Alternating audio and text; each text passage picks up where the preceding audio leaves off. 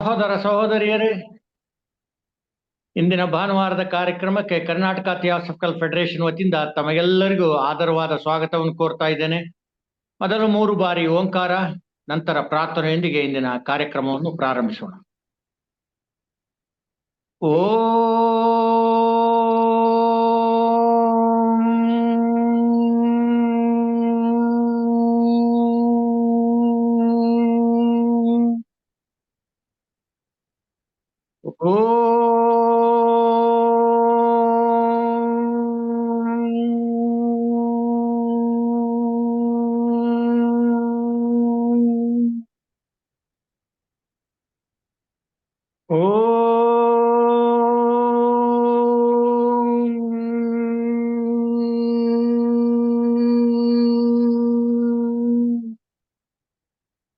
ಪ್ರತಿ ಅಣುವಿನಲ್ಲಿಯೂ ಚಲಿಸುತ್ತಿರುವ ಗುಪ್ತ ಚೇತನವೇ, ಪ್ರತಿ ಪ್ರಾಣಿಯಲ್ಲಿಯೂ ಬೆಳಗುತ್ತಿರುವ ಗುಪ್ತ ಜ್ಯೋತಿಯೇ, ಎಲ್ಲವನ್ನೂ ಒಂದನ್ನಾಗಿ ಸೇರಿಸಿರುವ ಗುಪ್ತ ಪ್ರೇಮವೇ, ನಿನ್ನೊಡನೆ ಒಂದಾಗಿಹನೆಂದು ತಿಳಿದಿರುವ ಪ್ರತಿಯೊಬ್ಬನು ಆ ಕಾರಣದಿಂದಲೇ ಇತರರೊಂದಿಗೂ ತನ್ನ ಐಕ್ಯತೆಯನ್ನರಿಯಲಿ.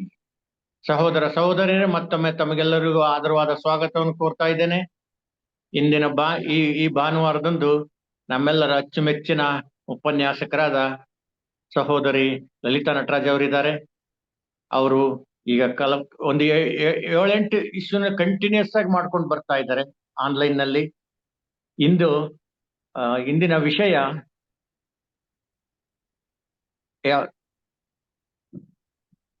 ಮಾಂಡುಕ್ಯ ಉಪನಿಷತ್ತಿನಲ್ಲಿ ತುರಿಯ ಅಂತ ಹೇಳಿ. ಸೊ ಇವರ ಪರಿಚಯ ನಮಗೆಲ್ಲ ಇದೆ. ಹಲವಾರು ಗೋಷ್ಠಿಗಳನ್ನು ನಿರ್ದೇಶಿಸಿದ್ದಾರೆ. ತಮ್ಮ ಎಲ್ಲ ಈಗಿನ ಜೀವನವನ್ನು ಥಿಯಾಸಫಿ ಬೋಧನೆಗೆ ಮೀಸಲಾಗಿಟ್ಟಿದ್ದಾರೆ. ಇವರ ಕೆಲವೊಂದು ಉಪನ್ಯಾಸಗಳನ್ನು 17,000ಕ್ಕೂ ಹೆಚ್ಚು ವೀಕ್ಷಣೆ ಪಡೆದಿರೋದು ಅದೇ ಸಾಕ್ಷಿ ಅಂತ ಹೇಳ್ಬೋದು. ಬೆಂಗಳೂರು ಸಿಟಿ ಲಾಡ್ಜ್ನಲ್ಲಿ ಪ್ರತಿ ತಿಂಗಳು ಉಪನ್ಯಾಸ ಕೊಡ್ತಾ ಇದ್ದಾರೆ. ಮತ್ತೆ ಯಡಿಯೂರಿನಲ್ಲಿಯೂ ಸಹ ತಪ್ಪದೆ ಬುದ್ಧ ಪೂರ್ಣಿಮಾ ಕಾರ್ಯಕ್ರಮ ನಡೆಸ್ಕೊಂಡು ಬರ್ತಾ ಇದ್ದಾರೆ. ಇವ್ರನ್ನ ನಿಮ್ಮೆಲ್ಲರ ಪರವಾಗಿ ಹೃತ್ಪೂರ್ವಕವಾದ ಸ್ವಾಗತವನ್ನು ಕೋರಿಬಿಟ್ಟು ಉಪನ್ಯಾಸ ಮಾಡಲು ಕೇಳ್ಕೊಳ್ತಾ ಇದ್ದೇನೆ. ವಂದನೆಗಳು. ಜೀವನ್ ಮುಕ್ತ ಮಹಾತ್ಮರನ್ನ ಸ್ಮರಣೆ ಮಾಡ್ತಾ ಈ ದಿವಸದ ವ್ಯಾಸಂಗವನ್ನ ಪ್ರಾರಂಭ ಮಾಡೋಣ. ನಾವು ಸ್ವಲ್ಪ ದಿವಸಗಳಿಂದ, ಕೆಲವು ತಿಂಗಳಿಂದ ಮಾಂಡುಕ್ಯ ಉಪನಿಷತ್ತನ್ನ ಅರ್ಥ ಮಾಡ್ಕೊಳ್ಳುವ ಒಂದು ಪ್ರಯತ್ನ ಮಾಡ್ತಾ ಇದ್ದೇವೆ. ಬರಿಯ 12 ಶ್ಲೋಕಗಳ ಈ ಒಂದು ಮಾಂಡುಕ್ಯ ಉಪನಿಷತ್ತು ಅತ್ಯಂತ ಪ್ರಸಿದ್ಧವಾದಂತಹದ್ದು, ಮತ್ತೆ ಆಧ್ಯಾತ್ಮಿಕ ಚಿಂತಕರಿಗೆ ಬಹಳ ಉಪಯೋಗ ಆಗಿರುವಂತಹ ಒಂದು ಉಪನಿಷತ್ತು ಇದು. ಹಾಗಾಗಿ 12 ಶ್ಲೋಕಗಳನ್ನ ನಾವು ನೋಡ್ತಾ ಇದ್ದೇವೆ. ಇವತ್ತು ಅದರ 12ನೇ ಶ್ಲೋಕ ನೋಡುವಂತಹ, 11-12 ನೋಡುವಂತಹ ಒಂದು ಸಮಯ ಇವತ್ತು. ಮೊದಲನೇ ಶ್ಲೋಕ ನಾವು ಮಾಡಿದಾಗ ನಾವು ತಿಳ್ಕೊಂಡ್ವಿ, ಇಡೀ ಸೃಷ್ಟಿಯಲ್ಲಿ ವ್ಯಕ್ತವಾಗಿರುವುದೆಲ್ಲವೂ ಓಂಕಾರವೇ. ಓಂಕಾರ ಬಿಟ್ಟು ಬೇರೆ ಏನೂ ಇಲ್ಲ. ಇಡೀ ಸೃಷ್ಟಿಯಲ್ಲಿ ವ್ಯಕ್ತ ಆಗಿರೋದೆಲ್ಲವೇ ಓಂಕಾರನೇ ಅಂತ ಹೇಳಿ ಮೊದಲನೇ ಶ್ಲೋಕದಲ್ಲಿ ತಿಳಿಸ್ತಾರೆ. ಅಂದ್ರೆ ಸೃಷ್ಟಿ, ಸ್ಥಿತಿ ಮತ್ತು ಲಯಗಳಿಗೆ ಓಂಕಾರವೇ ಕಾರಣ ಅನ್ನೋದನ್ನ ಕೂಡ ನಾವು ಅರ್ಥ ಮಾಡ್ಕೊಂಡ್ವಿ. 2ನೇ ಶ್ಲೋಕದಲ್ಲಿ ಹೇಳ್ತಾರೆ, ಎಲ್ಲವೂ ಬ್ರಹ್ಮವೇ, ಇರೋದೆಲ್ಲ ಬ್ರಹ್ಮ ಮಾತ್ರ ಅಂತ ಹೇಳ್ತಾರೆ. ಅಂದ್ರೆ ಓಂಕಾರ ಕೂಡ ಬ್ರಹ್ಮವೇ ಅಂತ ಹೇಳ್ತಾರೆ. ಈ ಬ್ರಹ್ಮಕ್ಕೆ 4 ಪಾದಗಳಿದೆ ಅಂತ ಹೇಳ್ತಾರೆ. ಅಥರ್ವವೇದದಲ್ಲಿ ಏನ್ ಹೇಳ್ತಾರೆ ಅಂದ್ರೆ, ಈ ಬ್ರಹ್ಮವೇ ಆತ್ಮ ಅಂತ ಹೇಳ್ತಾರೆ. ಅಲ್ಲಿಗೆ ಓಂಕಾರವೇ ನಮ್ಮ ಆತ್ಮ ಸ್ವರೂಪವೇ ಓಂಕಾರ ಅನ್ನೋದನ್ನ ನಾವು ಅರ್ಥ ಮಾಡ್ಕೊಂಡ್ವಿ. ನಮಗೆ ಒದಗುವ 4 ಸ್ಥಿತಿಗಳ ಬಗ್ಗೆ ತಿಳಿಸ್ತಾರೆ ಮುಂದೆ. ಅದು ಜಾಗೃತ ಸ್ಥಿತಿ, ಸ್ವಪ್ನ ಸ್ಥಿತಿ, ಸುಷುಪ್ತ ಸ್ಥಿತಿ ಮತ್ತು ತುರಿಯ ಅವಸ್ಥೆ. ಆದ್ರೆ ತುರಿಯ ಒಂದು ಅವಸ್ಥೆ ಅಲ್ಲ, ತುರಿಯ ಅಂತ ಅಷ್ಟೇ ಕರಿಬೇಕು ಅದನ್ನ. ತುರಿಯಾವಸ್ಥೆ ಅಂತ ಹೇಳಲಿಕ್ಕೆ ಆಗಲ್ಲ, ಅದೊಂದು ಅವಸ್ಥೆ ಅಲ್ಲ. ಅದು ಉಳಿದ 3 ಅವಸ್ಥೆಗಳಿಗೆ ತುರಿಯ ಅನ್ನೋದು ಹಿನ್ನೆಲೆ ಆಗತ್ತೆ. ಹಾಗೆ ಇದನ್ನ 3ನೇ ಶ್ಲೋಕದಲ್ಲಿ ಏನ್ ಮಾಡ್ತಾರೆ ಅಂದ್ರೆ, ಜಾಗೃತ ಅವಸ್ಥೆ ಬಗ್ಗೆ ತಿಳಿಸ್ತಾರೆ. ಅದನ್ನ ವೈಶ್ವಾನರ ಅಂತ ಕರೀತಾರೆ. ಅದು ಯಾವಾಗ್ಲೂ ಹೊರಮುಖ ಪ್ರಜ್ಞೆ ಉಳ್ಳದು. ಅಂದ್ರೆ ಆತ್ಮನ ಪ್ರಜ್ಞೆ ಸದಾಕಾಲ ಹೊರಮುಖ ಆಗಿರುವಾಗ ನಡೆಯುವಂತಹ ಕ್ರಿಯೆಗಳೆಲ್ಲವೂ ಕೂಡ ವೈಶ್ವಾನರನಲ್ಲಿ ನಡೆಯುವಂತಹದ್ದು. ಅದು ಬಹಳ ಸ್ಥೂಲಭೋಗಿ ಅನ್ನೋದನ್ನ ತಿಳ್ಕೊಂಡ್ವಿ. ಮತ್ತೆ 4ನೇ ಶ್ಲೋಕದಲ್ಲಿ ಮಾನವರ 2ನೇ ಅವಸ್ಥೆ, ಅಂದ್ರೆ ಮನುಷ್ಯರಿಗೆ ನಾವು ದಿನದ ದಿನನಿತ್ಯ 3 ಅವಸ್ಥೆಗಳಿಗೆ ಒಳಗಾಗ್ತೇವೆ: ಜಾಗೃತ, ಸ್ವಪ್ನ ಮತ್ತು ಸುಷುಪ್ತಿ. ಹಾಗಾಗಿ 1ನೇ ಅವಸ್ಥೆಯನ್ನ ವೈಶ್ವಾನರ ಅಂತ ಕರೆದ್ರು, 2ನೇ ಅವಸ್ಥೆಯನ್ನ ಸ್ವಪ್ನಾವಸ್ಥೆ ಅಂತ ಹೇಳಿ ಕನಸು ಕಾಣುವ ರೀತಿ ಹೇಗೆ, ಅದ್ ಹೇಗೆ ಕನಸು ಬೀಳತ್ತೆ ಅನ್ನೋದ್ರ ಬಗ್ಗೆ ತಿಳಿಸ್ತಾ, ಅದು ತೈಜಸ ಅಂದ್ರೆ ಅತ್ಯಂತ ಸೂಕ್ಷ್ಮವಾದಂತಹದ್ದು, ಸ್ಥೂಲಕ್ಕಿಂತ ಅದು ಸೂಕ್ಷ್ಮ ಅಂತ ಹೇಳ್ಬಿಟ್ಟು ಅವ್ರು ಹೇಳ್ತಾರೆ, ಅದನ್ನ ಸೂಕ್ಷ್ಮ ಭೋಗಿ ಅಂತ ಹೇಳ್ತಾ ಅಂತಃ ಪ್ರಜ್ಞೆ ಉಳ್ಳದ್ದು, ಅದು ಬಾಹ್ಯ ಪ್ರಜ್ಞೆ ಉಳ್ಳದ್ದು ಅಲ್ಲ ಅಂತ ಹೇಳ್ತಾರೆ. ಅದು ಕನಸಿನ ಸ್ಥಿತಿ. ಇನ್ನು 5ನೇ ಶ್ಲೋಕಕ್ಕೆ ಬಂದ್ರೆ ಅಲ್ಲಿ ಹೇಳ್ತಾರೆ, 3ನೆಯ ಪಾದ ಪ್ರಾಜ್ಞ ಅಥವಾ ಸುಷುಪ್ತಿಯ ಬಗ್ಗೆ ಹೇಳ್ತಾ, ಆತ್ಮ ಏಕೀಭೂತನಾಗಿದ್ದು ಕೇವಲ ಪ್ರಜ್ಞಾನ ಗಣನಾಗಿದ್ದಾನೆ. ಅಂದ್ರೆ ಆತ ಆನಂದ ಭೋಗಿಯಾಗಿ ಬರೀ ಪ್ರಜ್ಞಾ ಅವಸ್ಥೆಯಲ್ಲಿದ್ದಾನೆ ಅಂತ ಹೇಳ್ತಾರೆ. ಅವಾಗ ಅವನು ಬರಿಯ ತನ್ನಿಂದ ತನ್ನೊಳಗೆ ತಾನೇ ಹಾಯಾಗಿರುವಂತಹ ಒಂದು ಸ್ಥಿತಿ ಅದು ಅನ್ನೋದು ನಾವು ಅರ್ಥ ಮಾಡ್ಕೊಂಡ್ವಿ. ಈ 6ನೇ ಶ್ಲೋಕದಲ್ಲಿ ಬರುವಂತಹ ಸುಷುಪ್ತಿಯಲ್ಲಿರುವ ಆತ್ಮ, ಅವನನ್ನ ಸರ್ವೇಶ್ವರ ಅಂತ ಕರೀತಾರೆ. ಅವನೇ ಅಂತರ್ಯಾಮಿ ಅಂತ ಹೇಳಿ ತಿಳಿಸ್ಕೊಡ್ತಾರೆ. ಇದನ್ನ ನಾವು ಡೀಟೇಲ್ ಆಗಿ ತಿಳ್ಕೊಂಡಿದ್ದೇವೆ. ಮತ್ತೆ 7ನೇ ಶ್ಲೋಕದಲ್ಲಿ ಹೇಳ್ತಾರೆ, ಈ 3 ಅವಸ್ಥೆಗಳಿಗೆ ಹಿನ್ನೆಲೆಯಾಗಿರುವಂತಹದ್ದು ತುರಿಯ ಅಂತ ಹೇಳಿ, ಇದು ಯಾವ ಸ್ಥಿತಿನಲ್ಲಿ ಇರತ್ತೆ ಈ ತುರಿಯ ಅನ್ನುವುದನ್ನ ಹೇಳ್ತಾರೆ. ಇದು ಹುರಿದ ಬೀಜದ ರೂಪದಲ್ಲಿದೆ ಅಂತ ಹೇಳ್ತಾರೆ. ಅಂದ್ರೆ ಬೀಜ ಹುರಿದಲೇ ಇದ್ರೆ ಮತ್ತೆ ಅದರಿಂದ ಮರವಾಗುವ, ಗಿಡವಾಗುವ ಸಾಧ್ಯತೆಗಳು ಇದ್ದೇ ಇರುತ್ತೆ. ಒಂದು ಸರ್ತಿ ಬೀಜವನ್ನ ಹುರಿದು ಬಿಟ್ರೆ ಮತ್ತೆ ಪುನರ್ಜನ್ಮ ಅನ್ನೋದು ಇರೋದಿಲ್ಲ. ಹಾಗಾಗಿ ತುರಿಯ ಅಂದ್ರೆ ಅದು ಹುರಿದ ಬೀಜದಂತಹ ಸ್ಥಿತಿಯಾಗಿದ್ದು, ಅಲ್ಲಿಗೆ ತಲುಪುವುದೇ ನಮ್ಮೆಲ್ಲರ ಗುರಿ, ಮಾನವತೆಯ ಗುರಿ ತುರಿಯವನ್ನು ತಲುಪುವುದು ಅಂತ ಹೇಳ್ತಾರೆ. ಅದೇ ಮೋಕ್ಷ, ಅದೇ ಆತ್ಮಜ್ಞಾನ, ಆತ್ಮನ ಒಂದು ಸ್ಥಿತಿ ಅಂತ ಹೇಳ್ತಾರೆ. ಇದು ಬೇಕೇ ಬೇಕಾದಂತಹದ್ದು. ಮಾನವರೆಲ್ಲರ ಗುರಿ ಜೀವನ್ಮುಕ್ತಿಯನ್ನ ಪಡೆಯೋದು, ಅದೇ ಈ ತುರಿಯಾದ ಸ್ಥಿತಿ ಅಂತ ಹೇಳ್ತಾರೆ. ಈ ಅಮೂರ್ತವಾದಂತಹ ಸ್ಥಿತಿಯನ್ನ ತಲುಪಲಿಕ್ಕೆ ಮಾಂಡಕ್ಯ ಋಷಿ ಏನ್ ಮಾಡ್ತಾರೆ ಅಂತ ಹೇಳಿದ್ರೆ, ಅದನ್ನ ಓಂಕಾರದ ಅನುಸಂಧಾನ ಮಾಡ್ಲಿಕ್ಕೆ ಹೇಳಿಸ್ತಾರೆ. ಅಕಾರ, ಉಕಾರ ಮತ್ತು ಮಕಾರ, ಈ 3 ಸೇರಿದಾಗ ಓಂಕಾರ ಆಗತ್ತೆ. ಈ 3ನ್ನ ಕೂಡ ಅನುಸಂಧಾನ ಮಾಡಬೇಕು ಅಂತ ಹೇಳ್ತಾರೆ. ಅಂದ್ರೆ ಅಮೂರ್ತವಾದ ಓಂಕಾರವನ್ನ ತಲುಪಲಿಕ್ಕೆ, ಅಮೂರ್ತವಾದಂತಹದ್ದು ಓಂಕಾರ ಅಥವಾ ತುರಿಯದ ಸ್ಥಿತಿ, ಅದನ್ನ ತಲುಪಲಿಕ್ಕೆ ಮೂರ್ತವಾದಂತಹ ಓಂಕಾರವನ್ನ ಇಟ್ಕೊಂಡು ಅದರ ಅನುಸಂಧಾನವನ್ನ ಮಾಡಬೇಕು ಅನ್ನುವಂತಹ ಮಾತನ್ನ ಹೇಳ್ತಾರೆ. ಹಾಗಾಗಿ ಓಂಕಾರದ ಅನುಸಂಧಾನವನ್ನ ಮಾಡಿದಾಗ ತುರಿಯ ತಲುಪಲಿಕ್ಕೆ ಸಾಧ್ಯ ಅನ್ನುವಂತಹದ್ದನ್ನ, ಇದೊಂದು ಸಾಧನೆಯ ಒಂದು ಮಾರ್ಗವಾಗಿ ಓಂಕಾರದ ಅನುಸಂಧಾನವನ್ನ ಕೊಡ್ತಾರೆ. ಅದನ್ನ ತಾರಕ ರಾಜಯೋಗ ಅಂತ ಕೂಡ ಕರೀತಾರೆ. ಇನ್ನು ಈಗ ಮುಂದಿನ ಈ 2 ಕೊನೆಯ ಶ್ಲೋಕಗಳನ್ನ ನೋಡೋಣ. 11 ಮತ್ತು 12ನೇ ಶ್ಲೋಕ ನೋಡೋಣ. ಈ ಹಿಂದಿನದಲ್ಲಿ 11ನೇ ಶ್ಲೋಕ ಸ್ವಲ್ಪ ಮಟ್ಟಿಗೆ ತಗೊಂಡ್ವಿ, ಆದ್ರೆ ಈಗ ಮತ್ತೆ ಅದನ್ನ ನಾವು ನೋಡ್ಬೇಕಾಗತ್ತೆ. 12ನೇ ಶ್ಲೋಕಕ್ಕೆ ಹೋಗುವಾಗ 11ರ ಕಡೆಗೆ ನಾವು ಗಮನ ಹರಿಸ್ಲೇಬೇಕಾಗತ್ತೆ.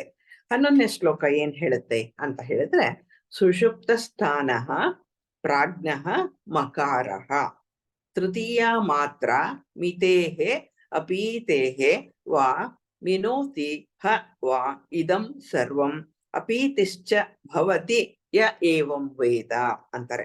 ಅಂದ್ರೆ ಅಳೆಯೋದ್ರಿಂದಾಗಲಿ ಅಥವಾ ಒಂದಾಗೋದ್ರಿಂದಾಗಲಿ ಸುಷುಪ್ತಿ ಸ್ಥಾನದಲ್ಲಿ ಇರುವ ಪ್ರಾಜ್ಞ ಮಕಾರನೆಂಬ 3ನೆಯ ಮಾತ್ರೆ, ಯಾರು ಇದನ್ನ ಅರ್ಥ ಮಾಡ್ಕೊಳ್ತಾರೆಯೋ, ಯಾರು ಇದನ್ನ ತಿಳ್ಕೊಳ್ತಾರೆಯೋ, ಅವರು ಇದೆಲ್ಲವನ್ನ ಕೂಡ ಅಳೆಯುತ್ತಾರೆ ಮತ್ತು ಒಂದಾಗುತ್ತಾರೆ ಅಂತ ಹೇಳ್ತಾರೆ. ಅಂದ್ರೆ ಯಾರು ಈ ಮಕಾರದ ಬಗ್ಗೆ ಅರ್ಥ ಮಾಡ್ಕೊಳ್ತಾರೆಯೋ ಅವ್ರೇನ್ ಮಾಡ್ತಾರೆ, ಇದನ್ನ ತಿಳ್ಕೊಳ್ತಾರೆ, ಆ ಸ್ಥಿತಿಗೆ ಹೋಗ್ತಾರೆ, ಮಕಾರದ ಸ್ಥಿತಿಗೆ ಹೋಗ್ತಾರೆ ಅಂತ ಹೇಳ್ತಾರೆ. ಇಲ್ಲಿ 2 ಪದ ಬರುತ್ತೆ. ಒಂದೇನು ಅಂದ್ರೆ, ಒಂದು ಮಿತಿ ಅಥವಾ ಮತ್ತು ಇನ್ನೊಂದು ಅಳೆಯುವಿಕೆ ಅಂತ. ಇಲ್ಲಿ ಅಳೆಯುವಿಕೆ ಅಂತ ಹೇಳಿದ್ರೆ, ಪ್ರಾಜ್ಞನಿಗೂ ಮತ್ತು ಓಂಕಾರದ 3ನೆಯ ಮಾತ್ರೆಯಿಂದ ಮಕಾರಕ್ಕೂ ಇರುವ ಮೊದಲನೆಯ ಹೋಲಿಕೆ. ಏನಪ್ಪಾ ಆ ಹೋಲಿಕೆ ಅಂತ ಹೇಳಿದ್ರೆ, ಒಂದು ಧಾನ್ಯದ ರಾಶಿ ಇದೆ ಅಂತ ತಿಳ್ಕೊಳ್ಳಿ. ಅದನ್ನ ಅಳತೆ ಮಾಡ್ತಾ ಇದ್ವಿ. ಅಳತೆ ಮಾಡಿ ಒಂದು ಚೀಲಕ್ಕೆ ತುಂಬ್ತಾ ಇದ್ದೇವೆ. ಹೇಗೆ ತುಂಬ್ತೇವೆ? ಒಂದು ಸೇರನ್ನು ತಗೊಂಡು ಧಾನ್ಯದ ರಾಶಿಯಿಂದ ಧಾನ್ಯವನ್ನ ಸೇರಿನಲ್ಲಿ ತುಂಬಿ ಚೀಲಕ್ಕೆ ಸುರಿತೇವೆ. ಮತ್ತೆ ತಕ್ಷಣ ಧಾನ್ಯದ ರಾಶಿಗೆ ಹಾಕಿ ಸೇರನ್ನ ಹಾಕಿ ಅದರಲ್ಲಿ ತುಂಬಿ ಮತ್ತೆ ಸುರಿತೇವೆ. ಹೀಗೆ ಒಂದು ಆ ಸೇರಿನಲ್ಲಿರೋ ಧಾನ್ಯ ಚೀಲಕ್ಕೆ ತಲುಪಿದ ಕೂಡಲೇ ಮತ್ತೆ ಧಾನ್ಯವನ್ನ ನಾವು ಸೇರಲ್ಲಿ ತುಂಬಿಕೊಳ್ತೇವೆ, ಮತ್ತೆ ಸುರಿತೇವೆ, ತುಂಬ್ತೇವೆ, ಸುರಿತೇವೆ, ತುಂಬ್ತೇವೆ, ಸುರಿತೇವೆ. ಅದೇ ರೀತಿ ಓಂಕಾರವನ್ನ ಬಿಡದೆ ಈ ರೀತಿಯಾಗಿ ಉಚ್ಚಾರ ಮಾಡ್ತಾ ಇದ್ರೆ, ಅಂದ್ರೆ ಅ ಉ ಮ 3 ಆದ ತಕ್ಷಣ ಮತ್ತೆ ಅಕಾರ ಅಕ್ಕೆ ಹೋದರೆ, ಅದೇ ರೀತಿ ಓಂಕಾರವನ್ನ ಒಂದರ ಹಿಂದೊಂದರಂತೆ ಉಚ್ಚಾರಣೆಯನ್ನ ಮಾಡ್ತಾ ಇದ್ರೆ, ಅದರಲ್ಲಿರುವ ಅಕಾರ ಉಕಾರಗಳು ಮಕಾರದಲ್ಲಿ ಲಯವಾಗಿ ಮತ್ತೆ ಉಚ್ಚಾರಣೆ ಮಾಡೋದಕ್ಕೆ ಪ್ರಾರಂಭ ಮಾಡಿದಾಗ ಮಕಾರದಿಂದಲೇ ಆಕಾರ ಹುಟ್ಟಿದಂತೆ ಅನಿಸುತ್ತೆ. ಅಂದ್ರೆ ಆ ಓಂ ಆ ಓಂ ಅನ್ನುವಾಗ ಮಾಡ್ತಾ ಹೋದ್ರೆ ಏನಾಗುತ್ತೆ ಗೊತ್ತಾ, ಒಂದ್ 5 ಸಲ ಮಾಡಿ ನೋಡಿ. ಮಾಡುವಷ್ಟರಲ್ಲಿ ನಮ್ಗೆ ಗೊತ್ತಾಗುತ್ತೆ, ಮಕಾರದಿಂದಲೇ ಆಕಾರಕ್ಕೆ ಹೋಗ್ತೀವೇನೋ, ಮಕಾರದಿಂದಲೇ ಆಕಾರದ ಆರಂಭ ಆಗತ್ತಾ ಅಂತ ಅನ್ಸುತ್ತೆ. ಉಚ್ಚರಿಸಿದಾಗ ಅದರ ಪರಿಸ್ಥಿತಿ ಗೊತ್ತಾಗುತ್ತೆ ನಮ್ಗೆ. ಅದೇ ರೀತಿನಲ್ಲಿ ನಮ್ಮ ಎಚ್ಚರ, ನಮ್ಮ ಕನಸಿನ ಅವಸ್ಥೆ ಮತ್ತೆ ನಮ್ಮ ಸುಷುಪ್ತಿಯ ಸ್ಥಿತಿಯಿಂದ ಏನಾಗತ್ತೆ, ಈ ಎಚ್ಚರದಿಂದ ಇರ್ತೀವಿ, ಕನಸಿನ ಸ್ಥಿತಿಗೆ ಹೋಗ್ತೀವಿ, ಅಲ್ಲಿಂದ ಸುಷುಪ್ತಿಗೆ ಹೋಗ್ತೀವಲ್ಲ, ಸುಷುಪ್ತಿಯಿಂದ ಹೊರಗೆ ಬರ್ತೀವಿ ನಾವು. ಮತ್ತೆ ಕನಸಿಗೆ ಬರಲ್ಲ. ಸುಷುಪ್ತಿಯಿಂದ ಹೊರಗೆ ಬಂದು ಮತ್ತೆ ಕನಸಿಗೆ ಹೋಗಿ ಮತ್ತೆ ಮುಂದಕ್ಕೆ ಸುಷುಪ್ತ ಸ್ಥಿತಿಗೆ ಹೋಗ್ತೀವಿ ಅಂತ ಹೇಳ್ತಾರೆ. ನಾವು ದಿವಸದಲ್ಲಿ ಸುಮಾರು 18 ಗಂಟೆಗಳ ಕಾಲ ಎಚ್ಚರದ ಸ್ಥಿತಿನಲ್ಲೇ ಇರ್ತೇವೆ. ಆ ನಂತರ ಏನಾಗತ್ತೆ ಅಂತಂದ್ರೆ ನಿದ್ರೆಗೆ ಜಾರ್ತೇವೆ. ನಿದ್ರೆ ಬಂದ ತಕ್ಷಣ ಕನಸಿನ ಪ್ರಪಂಚ ಪ್ರಾರಂಭ ಆಗ್ತದೆ. ಕನಸೆಲ್ಲ ಇನ್ನೇನ್ ಮುಗೀತು ಅನ್ನುವಾಗ ಗಾಢ ನಿದ್ರೆ ಆವರಿಸುತ್ತೆ. ಗಾಢ ನಿದ್ರೆ ಎಷ್ಟೊತ್ತಿತ್ತು, ಎಷ್ಟೊತ್ತು ಮಾಡಿದ್ವು, ಎಷ್ಟೊತ್ತು ತನಿ ನಿದ್ರೆ ಮಾಡಿದ್ವು ನಮ್ಗೆ ಗೊತ್ತಿಲ್ಲ. ಅದಾದ ತಕ್ಷಣ ಎಚ್ಚರ ಆಗತ್ತೆ. ಮತ್ತೆ ಎಚ್ಚರ ಆದಾಗ ಏನಾಗತ್ತೆ, ಪಕ್ಕಕ್ಕೆ ಹೊರಳಿ ಮಲಗ್ತೇವೆ.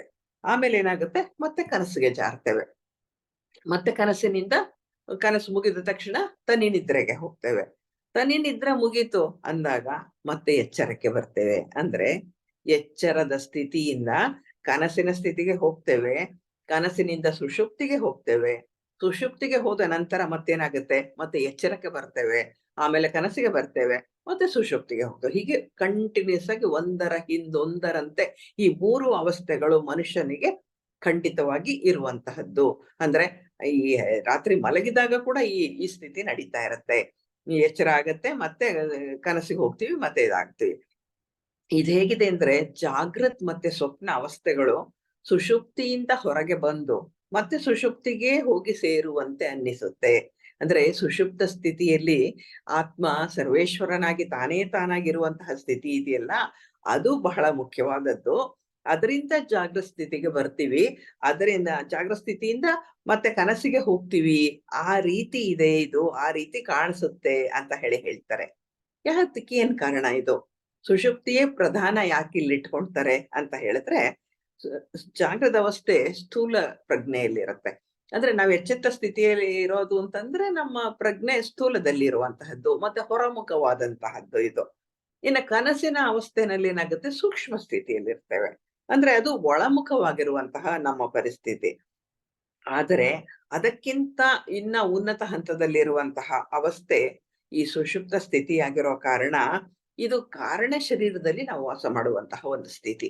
ಅಂದ್ರೆ ಸುಷುಪ್ತ ಸ್ಥಿತಿ ಬರೋದು ಕಾರಣ ಶರೀರಕ್ಕೆ ನಾವು ಪ್ರಯಾಣ ಮಾಡಿದಾಗ ನಮ್ಮ ಮನಸ್ಸು ಸ್ಥೂಲದಿಂದ ಒಂದು ಕನಸಿನ ಅವಸ್ಥೆಗೆ ಹೋದ ತಕ್ಷಣ ಕಾರಣ ಶರೀರಕ್ಕೆ ಹೋಗತ್ತೆ. ಹಾಗಾಗಿ ಕಾರಣ ಶರೀರದಲ್ಲಿ ಈ ಸುಷುಪ್ತಿ ಅನ್ನೋದು ಇದೆ. ಅಂದ್ರೆ ಸುಷುಪ್ತಿಯ ಅವಸ್ಥೆ ಎಚ್ಚರ ಮತ್ತು ಕನಸಿಗಿಂತ ಅತ್ಯಂತ ಸೂಕ್ಷ್ಮವಾದದ್ದಾಗಿರತ್ತೆ. ಅತ್ಯಂತ ಸೂಕ್ಷ್ಮ ಅಂದ್ರೆ ಈ ಎರಡಕ್ಕಿಂತ ಜಾಗೃತ ಅವಸ್ಥೆ ತುಂಬಾ ಸ್ಥೂಲವಾದದ್ದು, ಕನಸು ಸ್ವಲ್ಪ ಸೂಕ್ಷ್ಮವಾದದ್ದು. ಆದರೆ ಈ ಸುಷುಪ್ತ ಸ್ಥಿತಿ ಇದೆಯಲ್ಲ, ಅದು ಅತ್ಯಂತ ಸೂಕ್ಷ್ಮವಾದದ್ದು. ಪ್ರಪಂಚದ ಉತ್ಪತ್ತಿ ಸಹ ಇದೇ ರೀತಿ ಅಂತ ಹೇಳ್ತಾರೆ. ಅಂದ್ರೆ ಹೇಗೆ ಒಂದು ಸ್ಥೂಲದಿಂದ ಒಂದು ಸೂಕ್ಷ್ಮದಿಂದ ಸ್ಥೂಲ ಬರುತ್ತೆ ಅನ್ನೋದು ನಮ್ಗೆ ಅರ್ಥ ಆಗುತ್ತೋ, ಹೇಗೆ ಅಂತ ಹೇಳಿದ್ರೆ ಪ್ರಾರಂಭದಲ್ಲಿ ಏನಿತ್ತು, ಕೇವಲ ಕೆಲವು ದೇವಕಣಗಳು, ಅಣುಗಳಿತ್ತು. ಅದರಿಂದ ಆಟಮ್ ಅದು ಕ್ರಿಯೇಟ್ ಆಯ್ತು, ಅಂದ್ರೆ ಸ್ಥೂಲ ಅಣುಗಳು ಪ್ರಾರಂಭ ಆಯ್ತು. ಅದರಿಂದ ಅನೇಕ ಅದು ಎಲ್ಲ ಪರ್ಮಿಟೇಷನ್ ಕಾಂಬಿನೇಷನ್ ಆಗಿ ಅನೇಕ ವಸ್ತುಗಳು ತಯಾರಾಯ್ತು ಇಡೀ ಸೃಷ್ಟಿಯಲ್ಲಿ. ಅಂದ್ರೆ ಒಂದು ಅಣುಗಳ ಒಂದು ಗೊಂಚಲುಗಳಿಂದ ಏನಾಯ್ತು, ಬೃಹತ್ತಾದಂತ ಎಲ್ಲ ರಚನೆಗಳು ಪ್ರಾರಂಭ ಆಗಿದ್ದು ಕೂಡ ಈ ಆಟಮ್ಗಳಿಂದಾನೆ. ಅದಕ್ಕೆ ಪೂರ್ವದಲ್ಲಿದ್ದದ್ದು ಅಣು ಮಾತ್ರ. ಹಾಗಾಗಿ ಎಲ್ಲವೂ ಸೂಕ್ಷ್ಮ ಕಣಗಳಿಂದ ಆಗಿರುವಂತಹ, ಅವುಗಳಿಂದ ಆದಂತಹ ರಚನೆನೇ ಆಗಿರೋದ್ರಿಂದ ಈ ಅಣುಗಳಿದೆಯಲ್ಲ ಅದು ತುಂಬಾ ತುಂಬಾ ತುಂಬಾ ಸೂಕ್ಷ್ಮವಾದಂತಹದ್ದು. ಅಂತಹ ಸೂಕ್ಷ್ಮವಾದ ಕಣಗಳಿಂದ ಅಣುಗಳಾಗಿ, ಆ ಅಣುಗಳಿಂದ ಇಡೀ ಬೃಹತ್ತಾದಂತಹ ಏನೆಲ್ಲ ರಚನೆಗಳನ್ನ ನಾವು ನೋಡ್ತೀವೋ ಪ್ರಪಂಚದಲ್ಲಿ, ಪ್ರತಿಯೊಂದು ಕೂಡ ಈ ರೀತಿಯಾಗಿ ಉತ್ಪತ್ತಿಯಾದದ್ದು. ಅಂದ್ರೆ ಪ್ರಾರಂಭ ಎಲ್ಲಿದೆ? ಅತ್ಯಂತ ಸೂಕ್ಷ್ಮದಲ್ಲಿದೆ. ಇಷ್ಟು ಸೂಕ್ಷ್ಮದಲ್ಲಿರುವಂತಹ ಪ್ರಾರಂಭದಿಂದ ಬೃಹತ್ತಾದಂತಹ ಸ್ಥೂಲದ ಕಡೆಗೆ ಪ್ರಪಂಚ ಜಾರಿತು. ಅಂದ್ರೆ ಅದಕ್ಕಾಗಿ ಹೇಳ್ತಾರೆ ಇಲ್ಲಿ, ಈ ಸುಷುಪ್ತ ಸ್ಥಿತಿ ಪ್ರಧಾನವಾದದ್ದು, ಅದರಿಂದ ಜಾಗೃತ ಸ್ಥಿತಿ ಬಂತು ಅಂತ. ಅಂದ್ರೆ ಸೂಕ್ಷ್ಮತೆಯಿಂದ ಸ್ಥೂಲತೆ ಬಂತು ಅಂತ ಹೇಳ್ತಾರೆ. ಹಾಗಾಗಿ ಆ ಋಷಿಗಳು ಹೇಳೋದು ಈ ವಿಷಯವನ್ನೇ ಹೇಳ್ತಾರೆ. ಹಾಗಾಗಿ ಗಾಢ ನಿದ್ರೆಯಿಂದ ಕನಸಿಗೆ ಅಂದ್ರೆ ಎಚ್ಚರಕ್ಕೆ ನಾವು ಹೇಗ್ ಬರ್ತೀವೋ, ಸ್ಥೂಲದಿಂದ ಸೂಕ್ಷ್ಮಕ್ಕೆ ಹೋಗಿ ಕಾರಣ ಶರೀರಕ್ಕೆ ಹೋಗಿ ಮತ್ತೆ ಹಿಂತಿರುಗಿ ಸ್ಥೂಲಕ್ಕೆ ನಾವು ಹೇಗೆ ಬರ್ತೀವೋ, ಅದೇ ರೀತಿ ಓಂಕಾರ ಕೂಡ ಅಂತ ಹೇಳ್ತಾರೆ. ಅಂದ್ರೆ ಓಂಕಾರವನ್ನ ಬಿಡದೆ ಉಚ್ಚಾರ ಮಾಡ್ತಾ ಇದ್ರೆ, ಅಕಾರ ಉಕಾರ ಮಕಾರಗಳಲ್ಲಿ ಅದೇನಾಗತ್ತೆ, ಅದನ್ನ ಒಂದರ ಹಿಂದೊಂದಂತೆ ಬಿಡದಂತೆ ನಾವು ಉಚ್ಚಾರಣೆಯನ್ನ ಮಾಡ್ತಾ ಇರ್ಬೇಕು. ಸ್ಥೂಲವಾಗಿ ಎಚ್ಚೆತ್ತಿದ್ದಾಗ ಬೇರೆ ಕೆಲಸಗಳಲ್ಲಿ ನಾವು ಮಗ್ನರಾಗಿದ್ರು ಕೂಡ ಮನಸ್ಸಿನ ಹಿನ್ನೆಲೆಯಲ್ಲಿ ಓಂಕಾರವನ್ನ ಇಟ್ಕೊಳ್ಬೇಕು ಅಂತ ಹೇಳ್ತಾರೆ. ಆ ಓಂಕಾರ ಮನಸ್ಸಿನಲ್ಲಿ ಅದು ತುಡಿತಾ ಇರ್ಬೇಕು, ಅದರ ಅನುರಣನಗೊಳ್ತಾ ಇರ್ಬೇಕು ಓಂಕಾರ. ಅದೇನಾಗತ್ತೆ ಅವಾಗ ಅಂತ ಹೇಳಿದ್ರೆ, ಈ ಉಚ್ಚಾರ ಮಾಡ್ತಾ ಇದ್ರೆ ಅದರಲ್ಲಿರುವ ಅಕಾರ ಮತ್ತು ಉಕಾರಗಳೆರಡೂ ಕೂಡ ಮಕಾರದಲ್ಲಿ ಲಯವಾಗುವಂತೆ ಕಾಣಿಸುತ್ತೆ. ಲಯವಾದ ನಂತರ ಪುನಃ ಮಕಾರದಿಂದ ಅಕಾರ ಹೊರಬಂದಂತೆ ಅನ್ನಿಸುತ್ತೆ. ಅಂದ್ರೆ ಅಷ್ಟ್ರ ಮಟ್ಟಿಗೆ ಅದರಲ್ಲಿಯೇ ಮಗ್ನರಾಗಿ ಆ ಮ ಅಕ್ಷರಗಳನ್ನ ಒಂದರ ಹಿಂದೊಂದರಂತೆ ಉಚ್ಚಾರಣೆ ಮಾಡ್ತಾ ಇದ್ದಾಗ ನಮ್ಗೆ ಗೊತ್ತಾಗುತ್ತೆ ಮಕಾರದಿಂದ ಮತ್ತೆ ಅಕಾರವೇ ಹುಟ್ಟುತ್ತೆ ಅನ್ನೋದು ಅರ್ಥ ಆಗ್ತಾ ಹೋಗುತ್ತೆ. ಅದಕ್ಕೆ ಈ ಶ್ಲೋಕದಲ್ಲಿ ಹೇಳ್ತಾರೆ ಒಂದಾಗುವುದು ಅಂತ ಹೇಳ್ತಾರೆ. ಅಕಾರ ಉಕಾರಗಳು ಮಕಾರದಲ್ಲಿ ಸೇರಿ ಹೋಗುತ್ತದೆ ಅಂತ ಹೇಳಿ ಇದರ ಅರ್ಥ. ಅಂದ್ರೆ ಆ ರೀತಿಯಾಗಿ ಅದರ ಅನುಸಂಧಾನವನ್ನ ಮಾಡ್ತಾ ಹೋಗ್ಬೇಕು, ಅಕಾರ ಉಕಾರ ಮತ್ತು ಮಕಾರಗಳನ್ನ. ಇದನ್ನ ಇಲ್ಲಿ ಋಷಿಗಳೇನ್ ಹೇಳ್ತಾರೆ ಅಂದ್ರೆ ಅಪೀತಿ ಅಂತ ಹೇಳ್ತಾರೆ. ಅಪೀತಿ ಅಂತ ಅಂದ್ರೆ ಏನು ಅಂದ್ರೆ ಏಕೀಭಾವ, ಅದರಲ್ಲಿಯೇ ಒಂದಾಗುವುದು, ಅದರಲ್ಲಿ ಏಕತ್ವವನ್ನ ಪಡೆಯುವಂತಹದ್ದು. ಮಕಾರವೆಂಬ ಅಕ್ಷರದಲ್ಲಿ ಅಕಾರ ಉಕಾರಗಳು ಏಕೀಭೂತವಾಗುತ್ತವೆ ಅಂತ ಹೇಳ್ತಾರೆ. ಅವೆರಡೂ ಕೂಡ ಮಕಾರದಲ್ಲಿ ಒಂದಾಗಿ ಹೋಗ್ಬಿಡ್ತವೆ ಅಂತ ಹೇಳ್ತಾರೆ. ಹೇಗೆ ಅಂತಂದ್ರೆ ಅದಕ್ಕೆ ಒಂದು ಇದನ್ನ ಹೇಳ್ತಾರೆ, ವೈಶ್ವಾನರ ಮತ್ತು ತೈಜಸರು ಸುಷುಪ್ತ ಕಾಲದಲ್ಲಿ ಪ್ರಾಜ್ಞನಲ್ಲಿ ಒಂದಾಗುತ್ತಾರೆ. ಅಂದ್ರೆ ಸುಷುಪ್ತಿಯ ಕಾಲದಲ್ಲಿ ಆ ಸುಷುಪ್ತಿಯ ಸ್ಥಿತಿ ಅಂದ್ರೆ ಪ್ರಾಜ್ಞಾ ಅಂತ ಏನ್ ಕರೀತಾರೆ, ಅದ್ರೊಳಗಡೆ ವೈಶ್ವಾನರ ಮತ್ತು ತೈಜಸರು ಸುಮ್ಮನೆ ಅದರ ಒಳಗಡೆ ಸೇರಿ ಹೋಗ್ತಾರೆ ಅಂತ ಹೇಳ್ತಾರೆ. ಆದ್ರೆ ಇರೋದು ಅಲ್ಲಿ ಒಂದೇ ಇರುವಂತಹದ್ದು, ಅಲ್ಲಿ ಮೂರಿಲ್ಲ, ಮೂರು ಅವಸ್ಥೆಗಳಿಲ್ಲ, ಅಲ್ಲಿ ಒಂದೇ ಇರುವಂತಹದ್ದು. ವೈಶ್ವಾನರ ಮತ್ತು ತೈಜಸ ಸುಷುಪ್ತಿಯಲ್ಲಿ ಅದರಲ್ಲಿ ಒಂದಾಗಿ ಹೋಗ್ತಾರೆ ಅಂತಾರೆ. ಪ್ರಾಜ್ಞಾ ಮತ್ತು ಮಕಾರಗಳಿಗೆ ಭೇದ ಇಲ್ಲ ಅನ್ನೋದನ್ನ ಇಲ್ಲಿ ಅರ್ಥ ಮಾಡಿಸೋದಕ್ಕೆ ಋಷಿ ಪ್ರಯತ್ನ ಮಾಡ್ತಾರೆ. ಅಂದ್ರೆ ಮಕಾರವೇ ಎಲ್ಲ ಅಂತ ಹೇಳ್ತಾ ಆ ಮಕಾರಕ್ಕೆ ಭೇದ ಇಲ್ಲ ಅಂದಾಗ ತಿಳ್ಕೊಂಡಾಗ, ಪ್ರಾಜ್ಞಾ ಮತ್ತು ಮಕಾರ ಬೇರೆ ಬೇರೆ ಅಲ್ಲ ಅನ್ನೋದಾಗ ತಿಳಿದಂತಹ ಸಾಧಕರಿಗೆ ಒಂದು ವಿಷಯ ಅರ್ಥ ಆಗುತ್ತೆ. ಏನು ಅಂದ್ರೆ ಜಗತ್ತಿನ ಯಥಾರ್ಥತೆಯನ್ನ ಅರ್ಥ ಮಾಡ್ಕೊಳ್ತಾರೆ.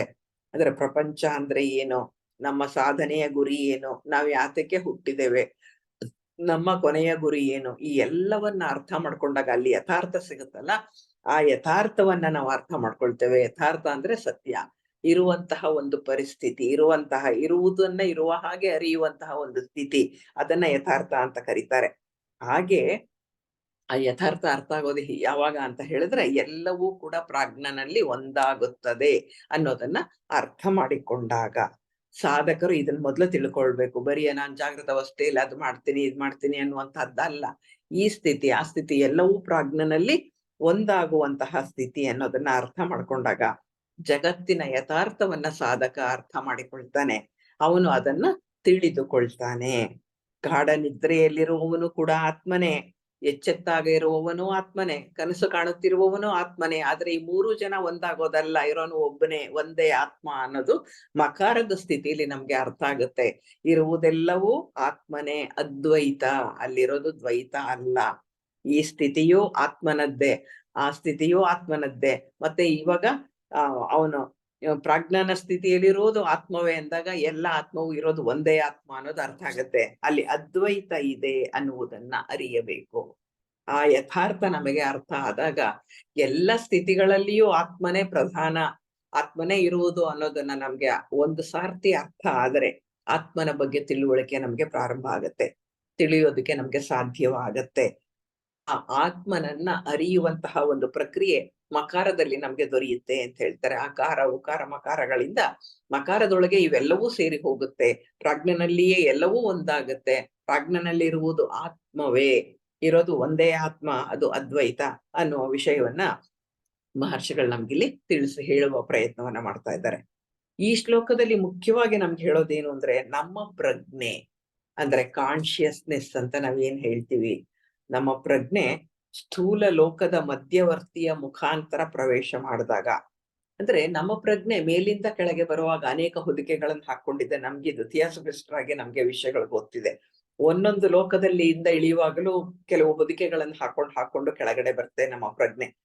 ಹಾಗೆ ಕೊನೆಯದು ಸ್ಥೂಲ ಲೋಕ. ಸ್ಥೂಲ ಲೋಕದ ಮಧ್ಯವರ್ತಿಯ ಮುಖಾಂತರ ಪ್ರವೇಶ ಮಾಡಿದಾಗ ಅದು ಜಾಗೃತ ಅವಸ್ಥೆ ಅಂತ ಅನಿಸ್ಕೊಳ್ಳುತ್ತೆ, ಎಚ್ಚರದ ಸ್ಥಿತಿ ಅನಿಸ್ಕೊಳ್ಳುತ್ತೆ. ಅದೇ ಪ್ರಜ್ಞೆಯೇ, ಬೇರೆ ಪ್ರಜ್ಞೆ ಅಲ್ಲ, ನಮ್ಮದೇ ಪ್ರಜ್ಞೆ. ಅದೇ ಪ್ರಜ್ಞೆಯೇ ಸೂಕ್ಷ್ಮದ ಮಧ್ಯವರ್ತಿಯ ಮುಖಾಂತರ ಪ್ರಕಾಶ ಹೊಂದಿದಾಗ, ಪ್ರಕಾಶಿಸಿದಾಗ ಅವಾಗೇನಾಗತ್ತೆ, ಅದನ್ನ ಕನಸು ಅಂತ ಹೇಳಿ ಕರೀತಾರೆ. ಮತ್ತೆ ಈ ಪ್ರಜ್ಞೆ ಪ್ರಕಾಶ ಬೀರೋದಕ್ಕೆ ಯಾವುದೇ ಮಧ್ಯವರ್ತಿ ಮೀಡಿಯಂ ಇಲ್ಲವಾದಾಗ, ಅಂದ್ರೆ ತಾನು ತನ್ನ ಬಾಗಿಲನ್ನ ತಾನು ಮುಚ್ಚಿಕೊಂಡಾಗ, ಏನೂ ಇಲ್ಲದೆ ಇರುವಾಗ ಬೆಳಕು ಬೀರಲು ಒಂದು ಮೀಡಿಯಂ ಬೇಕಲ್ವಾ, ಆ ಮೀಡಿಯಂ ಇಲ್ಲದೆ ಹೋದಾಗ ಅದು ಸುಷುಪ್ತ ಸ್ಥಿತಿ ಆಗತ್ತೆ. ಅಂದ್ರೆ ಇರುವುದೆಲ್ಲವೂ ಒಂದೇ ಪ್ರಜ್ಞೆ ಅನ್ನೋದು ಅರ್ಥ ಮಾಡ್ಕೊಳ್ಬೇಕು. ಸ್ಥೂಲ ಲೋಕದಲ್ಲಿ ವ್ಯಕ್ತವಾದ ಪ್ರಜ್ಞೆಯೇ ಕನಸಿನಲ್ಲೂ ವ್ಯಕ್ತವಾಗ್ತಾ ಇದೆ. ಅದೇ ಕಾರಣ ಶರೀರದಲ್ಲಿ ಕೂಡ ಇದೇ ಪ್ರಜ್ಞೆ ಇದ್ದಾಗ ನಾವು ಈ ಸ್ಥಿತಿಯಲ್ಲಿ ಇರ್ತೇವೆ ಅಂತ ಹೇಳಿ ಗೊತ್ತಾಗತ್ತೆ. ಸುಷುಪ್ತ ಸ್ಥಿತಿ ಬರುತ್ತೆ ಅಂತ ಹೇಳ್ತೇವೆ. ಹಾಗಾದ್ರೆ ಇರುವುದೆಲ್ಲವೂ ಕೂಡ ಒಂದೇ ಪ್ರಜ್ಞೆ ಅನ್ನೋದನ್ನ ನಾವು ಇಲ್ಲಿ ಅರ್ಥ ಮಾಡ್ಕೊಳ್ಬೇಕಾಗಿದೆ. ಒಂದೇ ಆತ್ಮ, ಅದೇ ಪ್ರಜ್ಞೆ ಅನ್ನುವ ವಿಷಯ ಇಲ್ಲಿ ಸ್ಪಷ್ಟವಾಗಿ ನಮ್ಗೆ ಪದೇ ಪದೇ ಹೇಳ್ತಾರೆ, ಋಷಿಗಳು ಹೇಳ್ತಾರೆ. ಅಂದ್ರೆ ಪ್ರಜ್ಞೆಯೇ ಮೀಡಿಯಂಗಳ ಮುಖಾಂತರ ಪ್ರವೇಶ ಮಾಡಿದಾಗ ಅದು ಒಂದು ಸರ್ತಿ ಎಚ್ಚರ ಅನಿಸ್ಕೊಳ್ಳುತ್ತೆ, ಸೂಕ್ಷ್ಮತೆಯಲ್ಲಿದ್ದಾಗ ಕನಸಾಗತ್ತೆ. ನಂತರ ಮೀಡಿಯಂ ಇಲ್ಲ ಅಂತಂದಾಗ ಗಾಢ ನಿದ್ರೆ ಆಗತ್ತೆ. ಇಲ್ಲಿ ಪ್ರಜ್ಞೆ ಮುಖ್ಯವೇ ಹೊರತು ಮೀಡಿಯಂಗಳಲ್ಲ. ನಾವೇನಾಗುತ್ತೆ, ನಾವು ಮೀಡಿಯಂಗಳಿಗೆ ಬೆಲೆಯನ್ನ ಕೊಡ್ತಾ ಇದ್ದೇವೆ. ನಾವು ಸ್ಥೂಲ ಲೋಕದಲ್ಲಿ ಚೇತನ ಹೀಗ್ ಮಾಡ್ದೆ, ಹಾಗ್ ಮಾಡ್ದೆ, ಅದಾಯ್ತು ಇದಾಯ್ತು, ಈ ರೀತಿ ಕೆಲಸ ಮಾಡ್ತಾ ಇದ್ದೀನಿ, ಇದನ್ನೆಲ್ಲ ಹೇಳ್ಕೊಳ್ತೀವಿ. ಇದು ಪ್ರಜ್ಞೆ ವ್ಯಕ್ತ ಸ್ಥಿತಿಯಲ್ಲಿ, ಅಂದ್ರೆ ಸ್ಥೂಲದಲ್ಲಿ ಪ್ರವೇಶ ಮಾಡಿದಾಗ ನಡೆಯುವಂತಹ ಪ್ರಕ್ರಿಯೆ. ಅದೇ ಕನಸಿನಲ್ಲಿ ಸೂಕ್ಷ್ಮತೆಯಲ್ಲಿರುತ್ತೆ. ಅದೇ ನಿದ್ರೆ, ಗಾಢ ನಿದ್ರೆಯಲ್ಲಿ ಅದು ಯಾವ್ದು ಮೀಡಿಯಮೇ ಇರೋದಿಲ್ಲ. ಈ ಎಲ್ಲ ವೇಳೆಯಲ್ಲಿ ಕೂಡ ಇರುವುದು ಪ್ರಜ್ಞೆ ಮಾತ್ರವೇ, ಅದಿರೋದು ಒಂದೇ ಪ್ರಜ್ಞೆ. ಅದನ್ನ ಇಲ್ಲಿ ಅರ್ಥ ಮಾಡಿಸೋದಕ್ಕೆ ಪ್ರಯತ್ನ ಮಾಡ್ತಾ ಇದ್ದಾರೆ. ಪ್ರಜ್ಞೆ ಮಾತ್ರ ಅಥವಾ ಆತ್ಮ ಮಾತ್ರ, ನೀವು ಬೇರೆ ಈ ಎಲ್ಲ ಅವಸ್ಥೆಗಳು ಅಲ್ಲ ಅಂತ ಹೇಳಿ ಅದನ್ನ ತಿಳಿಸ್ಕೊಡ್ತಾ ಇದ್ದಾರೆ. ಈಗ ಕೊನೆಯದಾದಂತಹ 12ನೇ ಶ್ಲೋಕವನ್ನ ನೋಡುವಂತಹ ಒಂದು ಸಮಯ. ಪ್ರಜ್ಞೆ ಈ ಮೂರನ್ನೂ ದಾಟಿ, ಅಂದ್ರೆ ಮೂರು ಸ್ಥಿತಿಗಳನ್ನ ಬಿಟ್ಟಾಗ, ಅದನ್ನ ದಾಟಿ ಹೋದಾಗ ಏನಾಗತ್ತೆ? ಈಗ ಮೂರು ಸ್ಥಿತಿ ನಾವು ತಿಳ್ಕೊಂಡಿದ್ದೇವೆ. ಒಂದು ಜಾಗೃತ ಸ್ಥಿತಿ ಅಂದ್ರೆ ಎಚ್ಚರ, ಇನ್ನೊಂದು ಕನಸು, ಇನ್ನೊಂದು ಗಾಢ ನಿದ್ರೆ. ಈ ಮೂರು ಇಲ್ದೇ ಇದ್ರೆ ಏನಾಗತ್ತೆ? ಯಾಕೆಂದ್ರೆ ಇನ್ನೊಂದು ಪರಿಸ್ಥಿತಿ ಇದೆಯಲ್ಲ, ಆತ್ಮನಿಗೆ 4 ಪಾದಗಳು ಅಂತ ಹೇಳಿದಾರಲ್ಲ, 4ನೇ ಪಾದ ಯಾವುದು? ಅದನ್ನ ನೋಡ್ಲಿಕ್ಕೆ ಈಗ 12ನೇ ಶ್ಲೋಕದಲ್ಲಿ ಹೇಳ್ತಾರೆ. ಈ ಮೂರು ಸ್ಥಿತಿಗಳನ್ನ ಬಿಟ್ಟಾಗ, ಮೂರನ್ನೂ ದಾಟಿ ಹೋದಾಗ ಏನಾಗತ್ತೆ ಅಂತನ್ನೋದನ್ನ ಈ ಶ್ಲೋಕ ತೋರಿಸ್ಕೊಡುತ್ತೆ. ಈ ಮೂರು ಸ್ಥಿತಿ ನಮ್ಗೆ ಗೊತ್ತಿರೋದ್ರಿಂದ 4ನೇ ಸ್ಥಿತಿ ನಮ್ಗೆ ಗೊತ್ತಿಲ್ಲ. ಮೂರು ಸ್ಥಿತಿಗಳ ಬಗ್ಗೆ ಗೊತ್ತು, ಏನು ಎಚ್ಚರವಾಗಿರೋ ಸ್ಥಿತಿ ಚೆನ್ನಾಗೇ ಗೊತ್ತು ನಮ್ಗೆ. ಕನಸಿನ ಸ್ಥಿತಿಯೂ ಗೊತ್ತು, ಯಾಕಂದ್ರೆ ನಮ್ಗೆ ಎಚ್ಚರ ಆದ್ಮೇಲೆ ಕನಸು ಬಿದ್ದಿದೆ ಅಂತ ಗೊತ್ತಾಗತ್ತೆ. 4ನೇ ಸ್ಥಿತಿ ಚೆನ್ನಾಗಿ ನಿದ್ದೆ ಮಾಡೋದು ಏನದ್ ಮಾತ್ರ ಗೊತ್ತು. ಈ 4ನೇ ಸ್ಥಿತಿ, 3ನೇ ಸ್ಥಿತಿ ಅದು. 4ನೇ ಸ್ಥಿತಿ ನಮಗ್ ಗೊತ್ತಿಲ್ಲದಂತಹ ಒಂದು ಸ್ಥಿತಿ. ಅದು ಗೊತ್ತಿಲ್ಲ. ಯಾಕೆ ಗೊತ್ತಿಲ್ಲ ಅಂದ್ರೆ ಅದು ತುರಿಯಾವಸ್ಥೆ. ಈ ತುರಿಯಾವಸ್ಥೆಯೇ ನಮ್ಮೆಲ್ಲರ ಗುರಿ. ಮಾನವ ಜನ್ಮದ ಗುರಿಯೇ ಈ ತುರಿಯಾವಸ್ಥೆಯನ್ನ ತಲುಪುವಂತಹದ್ದು. ನಮ್ಮೆಲ್ಲರ ಗಮ್ಯ ಅದು ಅಂತ ಹೇಳ್ತಾರೆ. ಗಮ್ಯ ಅಂದ್ರೇನು? ನಾವು ತಲುಪಲೇಬೇಕಾದಂತಹ ಒಂದು ಗುರಿ. ಮಾನವತೆ ಎಲ್ಲವೂ ಸಾಗುತ್ತಿರುವುದು ಈ ಗಮ್ಯದ ಕಡೆಗೆ, ಮಾನವಾತೀತತೆಯ ಕಡೆಗೆ, ಆತ್ಮ ಸಾಕ್ಷಾತ್ಕಾರದ ಕಡೆಗೆ. ಈ ಆತ್ಮ ಸಾಕ್ಷಾತ್ಕಾರ ಅಂದ್ರೆ ಅದೇ ತುರಿಯಾವಸ್ಥೆ. ಅದೇನು ಅಂತ ಹೇಳಿ ನೋಡೋಣ. ಏನು ಆ ಅವಸ್ಥೆ, ಅದರ ಸ್ಥಿತಿ ಹೇಗಿದೆ, ಏನಾದ್ರೂ ಅರ್ಥ ಆಗತ್ತಾ, ನಮ್ಗೆ ಅರ್ಥ ಮಾಡ್ಕೊಳ್ಳಿಕ್ಕೆ ಸಾಧ್ಯವಾ ಅಂತ ಹೇಳಿ ನೋಡೋಣ. 12ನೇದರಲ್ಲಿ ಹೇಳ್ತಾರೆ ಶ್ಲೋಕದಲ್ಲಿ, ಅಮಾತ್ರಃ ಚತುರ್ಥಃ ಅವ್ಯವಹಾರ್ಯಃ ಪ್ರಪಂಚೋಪಶಮನಃ ಶಿವಃ ಅದ್ವೈತಃ ಏವಂ ಓಂಕಾರಃ ಆತ್ಮ ಏವ ಸಂವಿಶತಿ ಆತ್ಮ ಆತ್ಮಾನಂ ಯ ಏವಂ ವೇದ ಅಂತಾರೆ. ಈ ರೀತಿಯಾಗಿ ತಿಳ್ಕೊಳ್ಳಿ. ಏನಂತ ತಿಳ್ಕೊಬೇಕು? ಮಾತ್ರ ಇಲ್ಲದ ತುರಿಯವು, ಅಂದ್ರೆ ಇದುವರೆಗೂ 3 ಮಾತ್ರೆಗಳನ್ನ 3 ಸ್ಥಿತಿಗಳಿಗೆ ಹೇಳಿದ್ದೇವೆ. ಇಲ್ಲಿ ಯಾವುದೇ ಮಾತ್ರ ಇಲ್ಲ. ತುರಿಯವು ವ್ಯವಹಾರಕ್ಕೆ ಅತೀತ, ಯಾವುದೇ ವ್ಯವಹಾರಕ್ಕೆ ಸಿಗೋದಿಲ್ಲ. ಅದು ಜಾಗೃತ್ ಸ್ವಪ್ನ ಸುಷುಪ್ತಿಗೆ ಹಿನ್ನೆಲೆಯಾಗಿರುವಂತಹದ್ದು. ಅವುಗಳ ಮುಂದಿನ ಸ್ಥಿತಿ ಅದು ಹಿನ್ನೆಲೆ, ಎಲ್ಲಕ್ಕೂ ಹಿನ್ನೆಲೆಯಾಗಿ ಅದೇ ನಿಂತಿರುವಂತಹದ್ದು. ಅದು ಪ್ರಪಂಚ ಉಪಶಮನಕಾರಿ, ಅಂದ್ರೆ ಪ್ರಪಂಚವೇ ಇಲ್ಲವಾಗತ್ತೆ ಅಂತ ಹೇಳ್ತಾರೆ. ಈಗ ನಾವು ಪ್ರಪಂಚ ಕಟ್ಕೊಂಡು ಎಷ್ಟು ಓದಾಡ್ತಾ ಇದ್ದೀವಿ ಅನ್ನೋದು ನಮ್ಗೆಲ್ಲ ಗೊತ್ತಿದೆ. ಅಂದ್ರೆ ಸಂಸಾರ ಪ್ರಪಂಚ ಅಂತ ಹೇಳೋದು ಈ ಒಂದು ಸ್ಥೂಲ ಲೋಕಕ್ಕೆ ನಮ್ಮನ್ನ ನಾವು ಬಂಧಿಸಿಟ್ಕೊಂಡಿರುವಂತಹ ಒಂದು ಪ್ರಕ್ರಿಯೆ. ಅದನ್ನ ಪ್ರಪಂಚ ಅಂತ ಕರೀತಾರೆ. ಈ ಪ್ರಪಂಚದ ಉಪಶಮನವಾಗಬೇಕು ಅಂದಾಗ, ಪ್ರಪಂಚವೇ ಇಲ್ಲದಂತೆ ಆಗಬೇಕು ನಮ್ಮ ಪಾಲಿಗೆ, ಬರೀ ಆತ್ಮವೇ ಉಳಿಯಬೇಕು, ಆತ್ಮ ಮಾತ್ರ ಇನ್ನೇನೂ ಅಲ್ಲ ಅನ್ನುವಂತಹ ಒಂದು ಸ್ಥಿತಿಗೆ ಈ 12ನೇ ಸೂತ್ರ ಕಾರಣವಾಗತ್ತೆ ಅಂತ ಹೇಳ್ತಾರೆ. ಅಂದ್ರೆ ಪ್ರಪಂಚವೇ ಇಲ್ಲದೆ ಪ್ರಪಂಚ ಉಪಶಮನಕಾರಿ ಆದಂತಹದ್ದು ಇದು ಶಿವ ಅಂತಾರೆ. ಅಂದ್ರೆ ಮಂಗಳಕರವಾದಂತಹದ್ದು ಈ ಸ್ಥಿತಿ ಇದೆಯಲ್ಲ, ತುರಿಯದ ಸ್ಥಿತಿ, ಅದು ಅತ್ಯಂತ ಮಂಗಳಕರವಾಗಿದೆ. ಅದು ಅದ್ವೈತ ಸ್ಥಿತಿಯಾಗಿದೆ. ಅಲ್ಲಿ ದ್ವೈತ ಇಲ್ಲ. ನನ್ನ ಆತ್ಮ ನಿನ್ನ ಆತ್ಮ, ಆ ಸ್ಥಿತಿ ಈ ಸ್ಥಿತಿ ಯಾವುದೂ ಇಲ್ಲ, ಅದ್ವೈತ ಸ್ಥಿತಿ. ಹೀಗೆ ಓಂಕಾರವು ಆತ್ಮನೇ, ಅಂದ್ರೆ ಓಂಕಾರವೇ ಆತ್ಮ ಅಂತ ಹೇಳ್ತಾ ಯಾರು ಇದನ್ನ ತಿಳಿದುಕೊಳ್ಳುತ್ತಾರೆಯೋ ಅವರು ತನ್ನಿಂದ ತನ್ನನ್ನು ಸೇರುತ್ತಾರೆ ಅಂತಾರೆ. ತನ್ನಿಂದ ಅಂದ್ರೆ ಈ ನಮ್ಮ ಗಮ್ಯ ಎಲ್ಲಿದೆ, ನಾನು ಅಲ್ಲಿ ಹೋಗ್ಬೇಕು ಅಲ್ಲಿ ಸೇರ್ಬೇಕು ಅಂದ್ರೆ ನನ್ನಿಂದ ಹೊರಗೆ ಅಲ್ಲ, ನನ್ನ ಒಳಗೆ ನಾನು ಸೇರುವಂತಹದ್ದು. ಗಮ್ಯ ಯಾವುದು ಅಂದ್ರೆ ತನ್ನಿಂದ ತನ್ನನ್ನೇ ಸೇರುತ್ತಾನೆ ಅಂತ. ನಾನು ಇನ್ನೆಲ್ಲೋ ಹೋಗ್ಬೇಕಾಗಿಲ್ಲ, 100 ಮೈಲಿ ಪ್ರಯಾಣ ಮಾಡಿ ಇನ್ನೆಲ್ಲೋ ತಲುಪಬೇಕಾಗಿಲ್ಲ. ನನ್ನ ಅಂತರಂಗದ ಕಡೆಗೆ ಪ್ರಯಾಣ ಮಾಡ್ಬೇಕು. ತಾನು ತನ್ನಿಂದ ತನ್ನನ್ನೇ ಸೇರುತ್ತಾನೆ ಅಂದ್ರೆ ಏನರ್ಥ? ಆತ್ಮಾನುಸಂಧಾನ ಮಾಡುತ್ತಾನೆ ಅಂತ. ತನ್ನ ಆತ್ಮವನ್ನೇ ಸೇರುತ್ತಾನೆ ಅಂದ್ರೆ ತನ್ನ ಒಳಗೆ ಪ್ರವೇಶ ಮಾಡ್ತಾನೆ, ಆತ್ಮವನ್ನ ಅನುಸಂಧಾನ ಮಾಡ್ತಾನೆ ಅಂತ ಅರ್ಥ. ಎಂತಹ ಸೂತ್ರ ಅಂತ ಹೇಳಿದ್ರೆ ಎಲ್ಲವನ್ನ ಹೇಳ್ತಾ ಇದ್ದಾರೆ ಈ ಶ್ಲೋಕದಲ್ಲಿ. ಈ ಒಂದು ಅಮಾತ್ರ ಇರುವಂತಹ ಈ ಚತುರ್ಥ, ಇದು ಅವ್ಯವಹಾರ್ಯ ಅಂತ ಹೇಳ್ತಾರೆ. ಇಲ್ಲಿ ಹೇಳ್ತಾ ಇರೋದು ತುರಿಯಾವಸ್ಥೆ ಬಗ್ಗೆ ಎಷ್ಟು ವಿಷಯಗಳನ್ನ ಹೇಳ್ತಾರೆ ಅಂದ್ರೆ, ಸೋಯಂ ಆತ್ಮ ಚತುಷ್ಪಾತ್ ಅಂತ ಹೇಳಿದಾಗ, ಆತ್ಮ 4 ಪಾದಗಳುಳ್ಳವನು ಅಂತ ಹೇಳಿದಾಗ, 4 ಪಾದ ಅಂದಾಗ ಎಚ್ಚರ, ಕನಸು, ಗಾಢ ನಿದ್ರೆ ಮತ್ತು ತುರಿಯ. ಇಲ್ಲಿ ತುರಿಯ ಆತ್ಮನ 4ನೇ ಸ್ಥಿತಿ ಅಲ್ಲ, ಅದು ಅವಸ್ಥೆ, ಅದು ಮಾತ್ರ ಇಲ್ಲದ್ದು. ಓಂಕಾರಕ್ಕೆ 3 ಮಾತ್ರೆಗಳ ಮಾತ್ರ ಇದೆ, ಆ ಉ ಮತ್ತೆ ಮ. ಇವನ್ನ ಉಚ್ಚರಿಸಿದಾಗ ಏನಾಗತ್ತೆ, ಆಕಾರಕ್ಕೆ ಹೋಗುವ ಮುನ್ನ ಒಂದು ಪಾಸ್ ಬರುತ್ತೆ. ಅಂದ್ರೆ ಉಸಿರನ್ನ ಮತ್ತೆ ಒಳಕ್ಕೆ ತೆಗೆದುಕೊಳ್ತೇವೆ, ಆಗ ಒಂದು ಸಣ್ಣ ಪಾಸ್ ಬರುತ್ತೆ. ಅಂದ್ರೆ ಒಂದು ಸಮಯ ಸಿಗುತ್ತೆ, ಒಂದು ವೇಳೆ, ಒಂದು ಸ್ಥಳ ಉತ್ಪತ್ತಿ ಆಗತ್ತೆ ಅಲ್ಲಿ. ಆ ಪಾಸ್ ಇದೆಯಲ್ಲ, ಅಲ್ಲಿ ಸ್ಪೇಸ್ ಕ್ರಿಯೇಟ್ ಆಗತ್ತಲ್ಲ, ಆ ಸ್ಪೇಸೇ ಎಲ್ಲಕ್ಕೂ ಹಿನ್ನೆಲೆ. ಈ ಏನನ್ನ ನಾವು ಮಾಡ್ತಾ ಇದ್ದೀವೋ ಪ್ರತಿಯೊಂದಕ್ಕೂ ಹಿನ್ನೆಲೆಯಾಗಿರುವಂತಹದ್ದು ಆ ಸ್ಪೇಸ್ ಮಾತ್ರ. ಆ ಸ್ಪೇಸೇ ಇಲ್ಲಿರುವಂತಹದ್ದು, ಎಲ್ಲಕ್ಕೂ ಹಿನ್ನೆಲೆಯಾಗಿರುವಂತಹ ಸ್ಥಿತಿ. ಇದು ವ್ಯವಹಾರಕ್ಕೆ ಅತೀತವಾದದ್ದು. ಅಂದ್ರೆ ಯಾವುದೇ ವ್ಯವಹಾರ ಮಾಡ್ಲಿಕ್ಕೆ ಸಾಧ್ಯವಿಲ್ಲದ ಒಂದು ಪರಿಸ್ಥಿತಿ ಅದು. ಆತ್ಮ ತಾನೇ ತಾನಾಗಿ ಇರುವಂತಹ ಒಂದು ಸ್ಥಿತಿ, ವ್ಯವಹಾರಕ್ಕೆ ಅತೀತವಾದಂತಹದ್ದು. ಅದೇ ಎಚ್ಚರ, ಕನಸು, ತನಿ ನಿದ್ರೆಗೆ ಹಿನ್ನೆಲೆ ಆಗಿರುವಂತಹದ್ದು. ಈಗ ಒಂದು ಸಿನಿಮಾನ ನಾವು ನೋಡ್ಬೇಕು ಅಂದ್ರೆ ಒಂದು ಹಿನ್ನೆಲೆ ಪರದೆ ಇರುತ್ತೆ, ಬಿಳಿ ಪರದೆ, ಅದರ ಮೇಲೆ ಫಿಲಮ್ ಅನ್ನು ಓಡಿಸ್ತೇವೆ. ಆ ಪರದೆ ಅದು ಯಾವತ್ತೂ ಅದಕ್ಕೇನೂ ಆಗೋದಿಲ್ಲ. ಯಾವ ಫಿಲ್ಮ್ ಅನ್ನು ಬೇಕಾದ್ರೂ ನೀವು ಆ ಪರದೆಯ ಮೇಲೆ ಓಡಿಸಿ ನೋಡ್ಕೋಬಹುದು. ಅದೇ ರೀತಿಯಾಗಿ ಇಲ್ಲಿ ಕೂಡ ಇದು ಬರಿಯ ಒಂದು ಹಿನ್ನೆಲೆಯಾಗಿರುವಂತಹದ್ದು, ವ್ಯವಹಾರಕ್ಕೆ ಅತೀತ ಅಂತ ಹೇಳ್ತಾರೆ. ಹಿನ್ನೆಲೆಯಾಗಿ ನಿಲ್ಲುವಂತಹದ್ದು ಅದು. ಅದಕ್ಕೆ ನಾಮ ರೂಪಗಳಿಲ್ಲ, ಗುಣಗಳಿಲ್ಲ, ಅದಕ್ಕೆ ಹೆಸರೂ ಇಲ್ಲ. ಇಲ್ಲಿ ತುರಿಯ ಅಂತ ಕೊಟ್ಟಿದ್ದಾರೆ, ಅದಕ್ಕೆ ಹೆಸರಿಲ್ಲ, ರೂಪ ಇಲ್ಲ, ಮತ್ತೆ ಯಾವುದೇ ಗುಣವಿಲ್ಲ.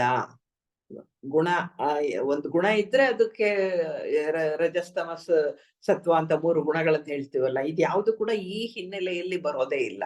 ಈ ಹಿನ್ನೆಲೆಗೆ ಯಾವುದು ಅಂಟುವುದಿಲ್ಲ. ನಾಮ ರೂಪ ಯಾವುದು ಗುಣಗಳು ಕೂಡ ಇಲ್ಲ. ಅದನ್ನ ಮಾತಿನ ಮುಖಾಂತರ ವಿವರಿಸ್ಲಿಕ್ಕೆ ಸಾಧ್ಯ ಇಲ್ಲ.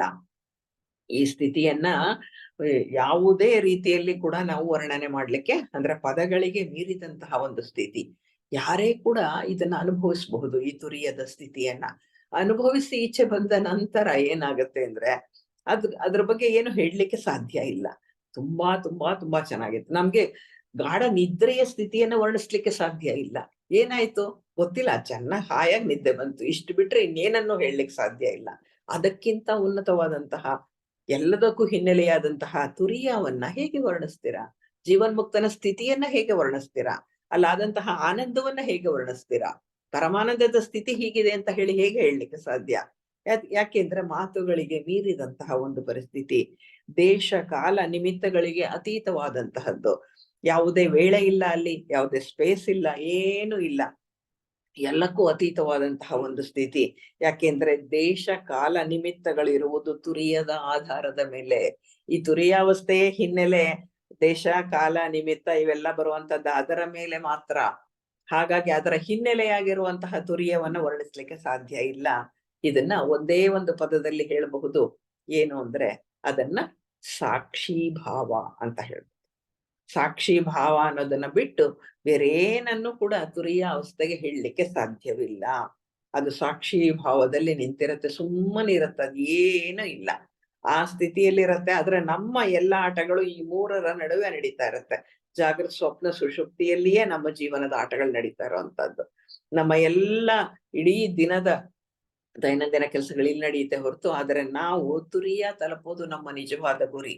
ಅದಕ್ಕಾಗಿ ಮಾಡಬೇಕಾದಂತಹ ಸಾಧನೆಗಳು ಎಲ್ಲ ಋಷಿಗಳು ಕೂಡ ಅವರವರು ತಾವು ಅದನ್ನ ಕಂಡು ಹಿಡಿದು ತಮ್ಮ ಸ್ವಾನುಭವದಿಂದ ಅದನ್ನ ತಲುಪಿ, ಸಾಧನೆ ಪಥದಿಂದ ಅದನ್ನ ತಲುಪಿ ಹೀಗೆ ತಲುಪಬಹುದು ಅಂತ ಹೇಳಿ ನಮ್ಗೆ ಒಂದು ದಾರಿಯನ್ನ ಮಾಡಿಕೊಟ್ಟಂತಹವರು. ಹಾಗಾಗಿ ಇವರ ಅದೆಲ್ಲವೂ ಕೂಡ ಅವರವರುಗಳ ಆ ಋಷಿಯ ಅನುಭವಗಳೇ, ಅವರು ತಲುಪಿರುವಂತಹ ದಾರಿಯೇ ಅದು.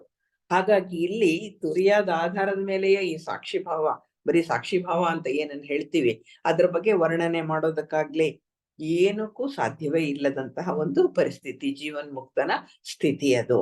ಈ ಅವಸ್ಥೆಗೆ, ಅಂದ್ರೆ ಆ ತುರಿಯದ ಅವಸ್ಥೆಗೆ ಆಯಾಮಗಳಿಲ್ಲ. ಅಂದ್ರೆ ಉದ್ದ, ಅಗಲ, ಎತ್ತರ, ಇಷ್ಟಿದೆ ಅಷ್ಟಿದೆ ಅದೆಲ್ಲ ಏನು ಹೇಳಲಿಕ್ಕೆ ಸಾಧ್ಯ ಇಲ್ಲ. ಅದು ವಿಸ್ತಾರವಿಲ್ಲ. ಮನಸ್ಸು, ಬುದ್ಧಿ ಮತ್ತು ಇಂದ್ರಿಯಗಳ ವ್ಯವಹಾರಕ್ಕೆ ಮೀರಿದ್ದು. ವ್ಯವಹಾರಕ್ಕೆ ಅತೀತ ಅಂದ್ರೆ ಏನ್ ಅರ್ಥ? ಅದು ನಮ್ಮ ಮನಸ್ಸಿಗೆ ನಿಲುಕುವಂತಹದ್ದಲ್ಲ, ಮಾತಿಗೆ ನಿಲುಕುವಂತಹದ್ದಲ್ಲ, ನಮ್ಮ ಬುದ್ಧಿಗೂ ನಿಲುಕುವಂತಹದ್ದಲ್ಲ, ಮತ್ತೆ ನಮ್ಮ ಇಂದ್ರಿಯಗಳ ಯಾವ ವ್ಯವಹಾರಕ್ಕೂ ಅದು ಸಿಗುವುದಿಲ್ಲ. ಅದರಿಂದ ನಾವು ಅಳತೆ ಮಾಡ್ಲಿಕ್ಕೆ ಸಾಧ್ಯ ಇಲ್ಲ, ಹೇಳಲಿಕ್ಕೆ ಸಾಧ್ಯ ಇಲ್ಲ, ಏನ್ ಮಾಡ್ಲಿಕ್ಕೂ ಸಾಧ್ಯ ಇಲ್ಲ. ಅದರಿಂದ ಅದನ್ನ ಏನ್ ಹೇಳ್ತಾರೆ ಅಂದ್ರೆ ಪ್ರಪಂಚ ಲಯಸ್ಥಾನ ಅಂತಾರೆ. ಪ್ರಪಂಚ ಲಯವಾಗುವಂತಹ ಸ್ಥಾನ ಅಂದ್ರೆ ಪ್ರಪಂಚವೇ ಇಲ್ಲದೆ ಎಲ್ಲವೂ ಕೂಡ ಸುಮ್ಮನೆ ಇರುವಂತಹ ಪರಮಾನಂದದ ಸ್ಥಿತಿಯಲ್ಲಿ ನಾವೇ ನಾವಾಗಿ ಇರುವಂತಹ ಒಂದು ಸ್ಥಿತಿ ಅದು. ಸಂಪೂರ್ಣ ಸಾಧನೆಯಲ್ಲಿ ಮುಂದುವರಿದಂತಹ, ಕೊನೆಯನ್ನ ತಲುಪಿದಂತಹ ಒಂದು ಸ್ಥಿತಿ ಪ್ರಪಂಚದ ಲಯಸ್ಥಾನ. ಅದು ಮಂಗಳಕರವಾದಂತಹದ್ದು, ಅದು ಮುಕ್ತಿ ಸ್ಥಾನ. ಅದಕ್ಕೆ ಇನ್ನೇನು ಹೇಳಲಿಕ್ಕೆ ಸಾಧ್ಯನೇ ಇಲ್ಲ. ಆ ಸ್ಥಿತಿ ಹೇಗಿದೆ ಅಂದ್ರೆ ಏನ್ ಹೇಳೋಣ, ಮಂಗಳಕರವಾಗಿದೆ. ಅದನ್ನ ಮುಕ್ತಿ ಸ್ಥಾನ ಅಂತ ಕರೀತಾರೆ. ಅಂದ್ರೆ ಎಲ್ಲೆಲ್ಲೂ ಆತ್ಮ ತಾನೇ ತಾನಾಗಿರುವಂತಹ ಒಂದು ಸ್ಥಿತಿ, ಅದು ಅದ್ವೈತ. ಬೇರೆ ಏನೂ ಇಲ್ಲ ಅಲ್ಲಿ. ಅದಲ್ಲದೆ ಇನ್ನೊಂದಿದೆ ಅಂತ ಹೇಳಿದ್ರೆ ಇಲ್ಲ, ಇನ್ನೊಂದು ಏನೂ ಇಲ್ಲ. ಏನೂ ಇಲ್ಲದಂತಹ ಅದ್ವೈತವಾದಂತಹ ಒಂದು ಸ್ಥಿತಿ. ಇದು ಅದ್ವಿತೀಯ ಅಂತ ಕೂಡ ಹೇಳ್ತಾರೆ ಈ ಶ್ಲೋಕದಲ್ಲಿ. ಅಂದ್ರೆ ಎರಡನೆಯದಾದಂತಹದ್ದು ಇಲ್ಲದಂತಹ ಶುದ್ಧ ಏಕತ್ವದ ಸ್ಥಿತಿ ಅಂತ ಹೇಳ್ತಾರೆ. ಶುದ್ಧ ಏಕತ್ವ, ಬೇರೆ ಏನು ಇಲ್ಲ, ಇರೋದು ಒಂದೇ ಒಂದು ಅಷ್ಟೇ, ಅದು ಬಿಟ್ಟು ಬೇರೆ ಏನು ಇಲ್ಲ ಅಂತ ಹೇಳ್ತಾರೆ. ಶುದ್ಧ ಏಕತ್ವ. ಈ ಓಂಕಾರ ಅನ್ನುವಂತಹ ಸ್ಪೇಸ್ ಎಲ್ಲದರ ಅಂತಃಸತ್ವ. ಅಂದ್ರೆ ಆ ಓಂಕಾರದ ಮೇಲೆಯೇ ಪ್ರತಿಯೊಂದು ಕೂಡ ನಡೆಯುವಂತಹ ಕ್ರಿಯೆ, ಆ ಸ್ಪೇಸ್ನ ಮೇಲೆಯೇ ಇವೆಲ್ಲವೂ ನಡೆಯುವಂತಹ ಕ್ರಿಯೆ. ಅದರಿಂದ ಅಂತಃಸತ್ವ, ಅದು ಆತ್ಮ ಅಂತ ಹೇಳ್ತಾರೆ. ಆ ಆತ್ಮ ಇದೆಯಲ್ಲ, ಅದು ಪರಿಪೂರ್ಣವಾದದ್ದು. ಇದನ್ನ ಶರಣರೇನ್ ಹೇಳಿದ್ರು ಅಂದ್ರೆ ಬಯಲು ಅಂತ ಹೇಳಿದ್ರು. ಬಯಲು ಅಂದ್ರೆ ಬೇರೆ ಏನು ಅಲ್ಲ, ಏನೇನು ಇಲ್ಲದ, ಎಲ್ಲವೂ ಅದರಿಂದಲೇ ಹೊರಬರುವ, ಮತ್ತೆ ಎಲ್ಲವೂ ಅದರೊಳಗೆ ಲೀನವಾಗುವಂತಹ ಒಂದು ಕ್ರಿಯೆ ಏನಿದೆ, ಆ ಜಾಗ ಏನಿದೆ, ಸ್ಪೇಸ್ ಏನಿದೆ, ಅದಕ್ಕೆ ಬಯಲು ಅಂತ ಕರೀತಾರೆ. ಬಯಲು ಬಯಲನೆ ಬಿತ್ತಿ, ಬಯಲು ಬಯಲನೆ ಬೆಳೆದು, ಬಯಲು ಬಯಲಾಯಿತಯ್ಯ ಅಂತ ಹೇಳ್ತಾರೆ. ಬರೀ ಬಯಲು ಬಿಟ್ರೆ ಬೇರೆ ಏನು ಇಲ್ಲ. ಆ ಬಯಲು ಮತ್ತೆ ಬಯಲೇ ಆಗುವಂತದ್ದು ಹೊರತು ಬೇರೆ ಏನೂ ಆಗಲ್ಲ ಅಂತ ಹೇಳ್ತಾರೆ. ಶಾಂತಂ ಶಿವಂ ಅದ್ವೈತಂ ಅಂತ ಹೇಳ್ತಾರೆ. ಅದು ಶಾಂತವಾದದ್ದು, ಅದು ಮಂಗಳಕರವಾದಂತಹದ್ದು, ಅದು ಅದ್ವೈತವಾದಂತಹದ್ದು ಅಂತ ಹೇಳ್ತಾರೆ. ಅದು ಎಲ್ಲ ಪ್ರಾಣಿಗಳಿಗೂ, ಅಂದ್ರೆ ಎಲ್ಲ ಜೀವಿಗಳಿಗೂ, ಎಲ್ಲ ವಸ್ತುಗಳಿಗೂ, ಇಡೀ ಪ್ರಪಂಚಕ್ಕೆ ಮುಕ್ತಿಯ ಅವಸ್ಥೆಯನ್ನು ಕೊಡುವಂತಹ ಬಯಲು ಅಥವಾ ಸ್ಪೇಸ್ ಅದು. ಅಂದ್ರೆ ಎಲ್ಲರೂ ಮುಕ್ತಿ ಪಡೆಯುವಂತಹ ಒಂದು ಜಾಗ ಏನಿದೆ, ಅದು ಆ ಸ್ಥಿತಿ ಇದೆ, ಅದನ್ನ ಇಲ್ಲಿ ಬಯಲು ಅಂತ ಹೇಳ್ತಾರೆ. ಅದೇ ಕೊನೆಯ ಒಂದು ತುರಿಯ ಅಂತ ಹೇಳುವಂತಹ ಒಂದು ಸ್ಥಿತಿ, ಅಂದ್ರೆ ನಮ್ಮೆಲ್ಲರ ಕೊಟ್ಟ ಕೊನೆಯ ಸ್ಥಿತಿ ಅದು ಅಂತ ಹೇಳ್ತಾರೆ. ಮಾನವರಿಗೆ ಅಂದ್ರೆ ನಮಗೆ ಒಂದು ವಿಶೇಷ ಸಾಮರ್ಥ್ಯ ಇದೆ, ಬೇರೆಯವರಿಗೆ ಇಲ್ಲದಂತಹ ಸಾಮರ್ಥ್ಯ. ಅಂದ್ರೆ ಪ್ರಾಣಿಗಳಿಗೆ ಅವಕ್ಕೆಲ್ಲ ಇಲ್ಲದಂತಹ ಸಾಮರ್ಥ್ಯ ಏನು ಅಂದ್ರೆ, ನಮಗೆ ಒಂದು ವಿಶೇಷ ವರ ಅದನ್ನ ಕೊಟ್ಟಿದ್ದಾರೆ. ಏನು ಅಂತ ಹೇಳಿದ್ರೆ, ಮೆದುಳಿನ ಬೆಳವಣಿಗೆಯಿಂದ ಬಂದ ಸಾಮರ್ಥ್ಯ. ನಮ್ಮ ಮೆದುಳು, ನಮ್ಗೆ ಮೆದುಳಿನ ಬಗ್ಗೆ, ಧ್ಯಾನದ ಬಗ್ಗೆ ತಿಳ್ಕೊಳ್ಳುವಾಗ ನಮ್ಮ ಮೆದುಳಿನ ಬಗ್ಗೆ ತಿಳ್ಕೊಂಡ್ವಿ. ಮೆದುಳಿನಲ್ಲಿ 3 ಲೇಯರ್ಗಳಿದ್ದು 4ನೇ ಮೆದುಳು ಬೆಳೀತಾ ಇದೆ ಅಂತ ತಿಳ್ಕೊಂಡ್ವಿ. ಅದು ಅಧ್ಯಾತ್ಮದ ಮೆದುಳು ಅಂತ ತಿಳ್ಕೊಂಡಿದ್ದೇವೆ. ಆ ಮೆದುಳು ಬೆಳೆದಾಗ ಇದು ನಮ್ಗೆ ಸಾಧ್ಯ ಇರುವಂತಹ ಒಂದು ಅವಸ್ಥೆ ಇದು. ನಾವು ಮನ್ಸು ಮಾಡಿದ್ರೆ ಈ ಮೆದುಳನ್ನ ಬೆಳೆಸ್ಕೊಳ್ಳಿಕ್ಕೆ ಸಾಧ್ಯ ಇದೆ, ಬೇಗ ಜಾಗೃತೆಯಾಗಿ ಬೆಳೆಸ್ಕೊಳ್ಳೋ ಸಾಧ್ಯತೆ ಇದೆ. ಈ 4ನೇ ಮೆದುಳನ್ನ ನಾವು ಬೆಳೆಸ್ಕೊಂಡಾಗ, ಅಂದ್ರೆ ಅದಾದ ತಕ್ಷಣ ಏನಾಗುತ್ತೆ ಅಂದ್ರೆ, ಮೋಕ್ಷವನ್ನ ಇಲ್ಲಿಯೇ ಈಗಲೇ ಪ್ರಳಯ ಆಗೋದಕ್ಕೆ ಮುಂಚೆನೆ ತಲುಪಲಿಕ್ಕೆ ಸಾಧ್ಯ. ಅದಕ್ಕೆ ಆಗ್ಬೇಕಾದದ್ದೇನು, ನಾವು ಮನಸ್ಸು ಮಾಡ್ಬೇಕು. ನಾವು ಮನಸ್ಸು ಮಾಡಿ ಸಾಧನೆಯನ್ನ ತೀವ್ರ ಮಾಡಿದ್ರೆ, ಬೇರೆ ಏನನ್ನೂ ಮಾಡದೆ ಪ್ರಪಂಚೋಪಶಮನವಾಗಿ ಈ ಕ್ಷಣವೇ ನಮ್ಗೆ ಜೀವನ್ ಮುಕ್ತಿ ಸಿಗೋದಿಕ್ಕೆ ಸಾಧ್ಯ. ಆ ತುರಿಯದ ಅವಸ್ಥೆಗೆ ಹೋಗ್ಲಿಕ್ಕೆ ಸಾಧ್ಯ ಇದೆ. ಅದು ಮಾನವರಿಗೆ ಕೊಟ್ಟಂತಹ ಒಂದು ವರ. ಈ ನಮ್ಮ ಮೆದುಳು 3 ಹಂತಗಳಲ್ಲಿ ಬೆಳೆದು ಬಿಟ್ಟಿದೆ ಆಗ್ಲೇ. ಅದು ಬೆಳೆದು ತನ್ನ ಒಂದು ಕೊನೆಯ ಘಟ್ಟವನ್ನ ತಲುಪಿದೆ. ಈಗ 4ನೇ ಮೆದುಳು ಬೆಳವಣಿಗೆ ಪ್ರಾರಂಭ ಆಗಿದೆ. ಸಾಧಕರೆಲ್ರಿಗೂ ಇರುವಂತಹ ವರ ಏನು ಅಂದ್ರೆ, ಆ ಮೆದುಳು ಬೆಳೀತಾ ಇದೆ. ಅದು ಪೂರ್ತಿ ಬೆಳವಣಿಗೆಯನ್ನ ಸಾಧಿಸಿದಾಗ ಏನಾಗತ್ತೆ ಅಂತ ಹೇಳಿದ್ರೆ, ಆ 4ನೇ ಅವಸ್ಥೆ ಅಂದ್ರೆ ಮೋಕ್ಷವನ್ನ ತಲುಪುವಂತಹ ಸ್ಥಿತಿ ಈಗಲೇ ಈ ಕ್ಷಣವೇ ಬರ್ಲಿಕ್ಕೆ ಸಾಧ್ಯ ಇದೆ. ಅದಕ್ಕೆ ತಕ್ಕ ಸಿದ್ಧತೆಯನ್ನ ಮಾಡ್ಕೊಳ್ಬೇಕು, ಮತ್ತೆ ಅದನ್ನ ಬೆಳೆಸ್ಕೊಳ್ಳೋದು ಹೇಗೆ ಅಂತ ಅರ್ಥ ಮಾಡ್ಕೊಳ್ಬೇಕು, ಅದನ್ನ ಮಾಡ್ಕೊಳ್ಬೇಕು. ಅವಾಗ ಅದನ್ನ ಬೇರೆ ಯಾರು ಮಾಡ್ಲಿಕ್ಕೆ ಸಾಧ್ಯ ಇಲ್ಲ. ನಾವೇ ಅಂದ್ರೆ ಸಾಧಕರೇನೆ ಪ್ರಯತ್ನ ಮಾಡ್ಬೇಕು. ಅದು ಸಾಧ್ಯ ಇದೆ. ಯಾಕೆಂದ್ರೆ ನಾವು ಮಾನವರಾಗಿದ್ದೇವೆ. ಮಾನವರಿಗೆ ಮಾತ್ರ ಮಾನವಾತೀತರಾಗುವ ಅವಕಾಶ ಕೊಟ್ಟಿದ್ದಾನೆ ದೇವರು. ಅದಕ್ಕಾಗಿಯೇ ನಮ್ಮ ಮೆದುಳಿಗೆ ಈ ಶಕ್ತಿ ಸಾಮರ್ಥ್ಯವನ್ನ ಕೊಟ್ಟಿದ್ದಾನೆ. ಆ ಶಕ್ತಿ ಸಾಮರ್ಥ್ಯಗಳನ್ನ ನಾವು ಉಪಯೋಗಿಸ್ಕೋಬೇಕಾಗಿದೆ. ನಮ್ಮ ಮೆದುಳನ್ನ ಬೇರೆ ಯಾವುದೋ ವ್ಯವಹಾರಗಳಿಗೆ ಉಪಯೋಗಿಸೋದಲ್ಲ. ಈ ಸ್ಥಿತಿಗೆ ಬರ್ಲಿಕ್ಕೆ ಅದನ್ನ ಉಪಯೋಗಿಸ್ಕೊಳ್ಬೇಕಾಗತ್ತೆ. ಆವಾಗ ಮನ್ಸು ಮಾಡೋದು ಬಹಳ ಮುಖ್ಯ ಆಗತ್ತೆ. ನಾವು ಮನ್ಸು ಮಾಡಿದ್ರೆ ಈ ಕ್ಷಣವೇ ಸಾಧನೆಯಿಂದ ನಾವು ಮುಂದುವರಿಯಕ್ಕೆ ಸಾಧ್ಯ ಆಗತ್ತೆ. ಥಿಯಾಸಫಿಯಲ್ಲಿ ತಿಳಿಸಿರುವಂತೆ ಈಶ್ವರನ ಯೋಜನೆ ಒಂದಿದೆ, ನಮ್ಗೆ ಗೊತ್ತಿದೆ ಅದು. ಈಶ್ವರ ಈ ಸೃಷ್ಟಿಯನ್ನ ಪ್ರಾರಂಭ ಮಾಡಿದಾಗ ಒಂದು ಯೋಜನೆಯನ್ನ ಕೈಗೊಳ್ತಾನೆ. ಇದೇ ಯೋಜನೆಯ ಪ್ರಕಾರವೇ ಎಲ್ಲವೂ ನಡಿಬೇಕು ಅಂತ. ಅದನ್ನ ಸಂಸರಣೆ ಅಂತ ಕರಿತೇವೆ. ಎಲ್ಲ ರೀತಿಯ ಸಂಸರಣೆ ಇದೆ, ಮಾನವ ಸಂಸರಣೆಯೂ ಇದೆ. ಮಾನವ ಸಂಸರಣೆಯಲ್ಲಿ ನಮಗೆ ಕೊಟ್ಟಿರುವಂತಹ ಭಾಗ್ಯ ಅಂದ್ರೆ ನಮ್ಮ ಮೆದುಳು. ಅದನ್ನು ಉಪಯೋಗಿಸ್ಕೊಂಡೆ ನಾವು ಮುಂದಕ್ಕೆ ಹೋಗ್ಲಿಕ್ಕೆ ಸಾಧ್ಯ ಇದೆ. ಈ ಯೋಜನೆಗೆ ಅನುಗುಣವಾಗಿಯೇ ಎಲ್ಲದರ ಬೆಳವಣಿಗೆ ಆಗ್ತಾ ಇರುವಂತಹದ್ದು ಪ್ರತಿಯೊಂದು ಕೂಡ ತನ್ನ ಶ್ರೇಷ್ಠತೆಯ ಕಡೆಗೆ ಹೋಗ್ತಾ ಇದೆ. ಹಾಗೆಯೇ ಮಾನವ ಕೂಡ ತನ್ನೆಲ್ಲ ಶ್ರೇಷ್ಠತೆಯ ಕಡೆಗೆ ಹೋಗ್ತಾ ಇದ್ದಾನೆ.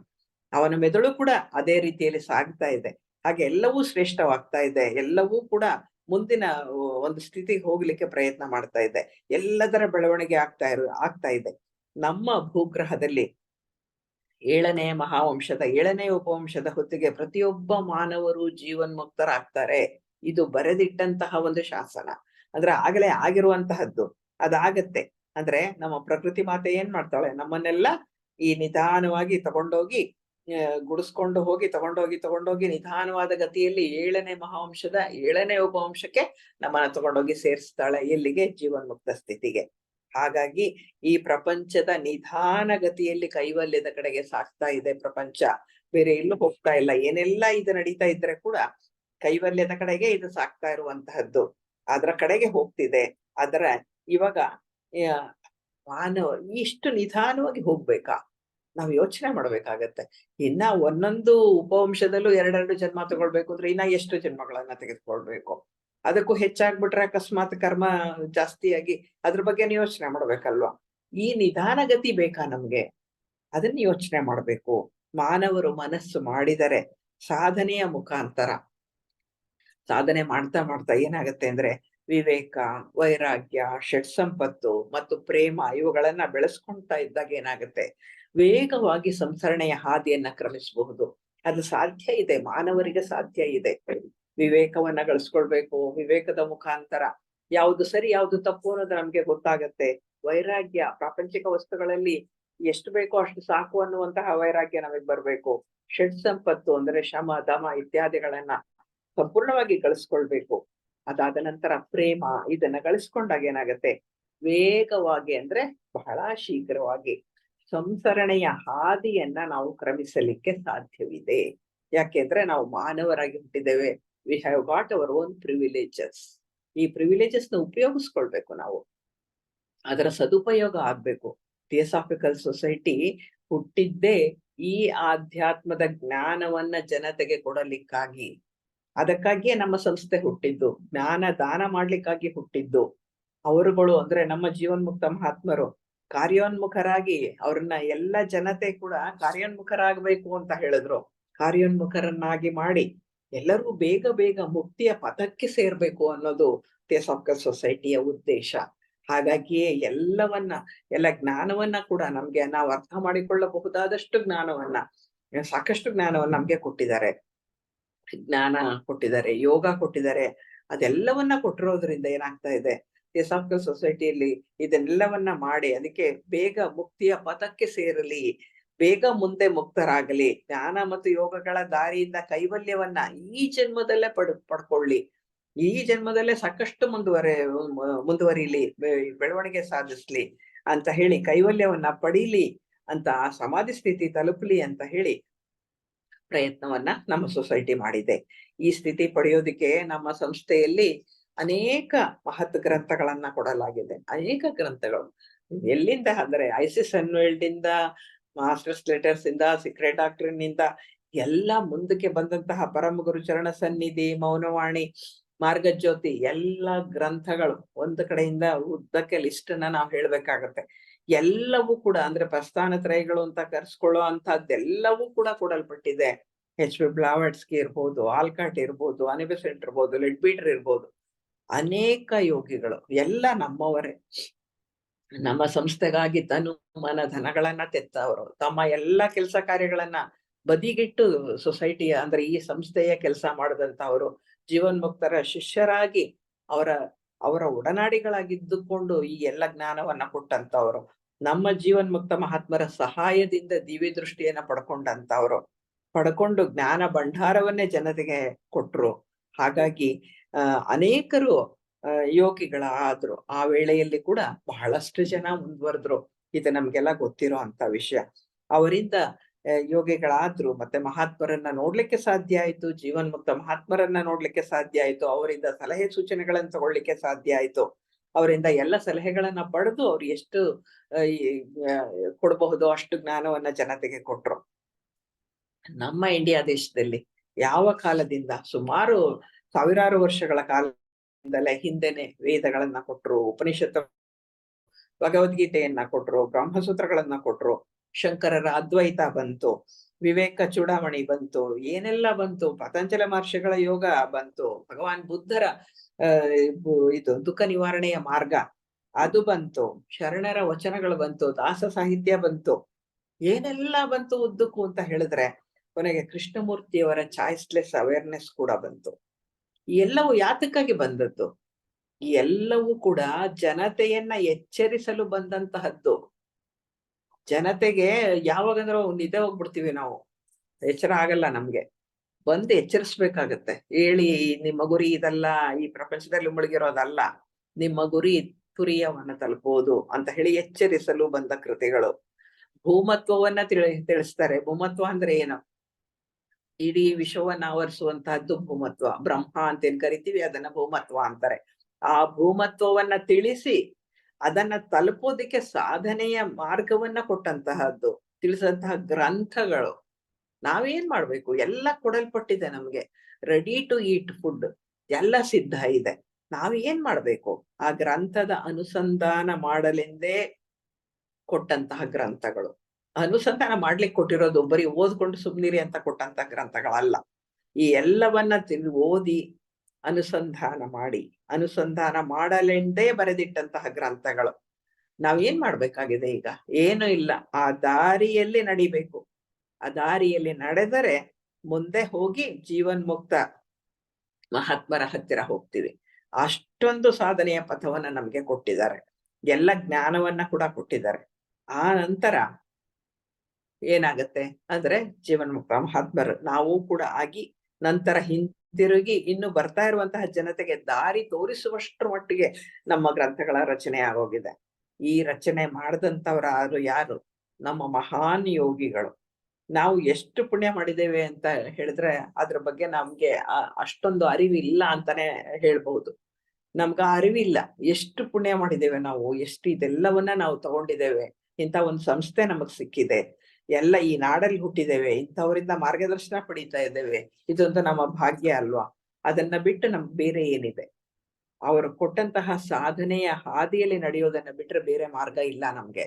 ಅದನ್ನ ಖಚಿತ ಮಾಡ್ಕೋಬೇಕು. ನಮ್ಮ ಮನಸ್ಸು ಅದನ್ನ ಖಚಿತ ಮಾಡ್ಕೊಂಡಾಗ ಏನಾಗುತ್ತೆ? ಸಾಧನೆ ದಾರಿನಲ್ಲಿ ನಾವು ಬೇಗ ಮುಂದುವರಿಯೋದಕ್ಕೆ ಸಾಧ್ಯ ಆಗತ್ತೆ.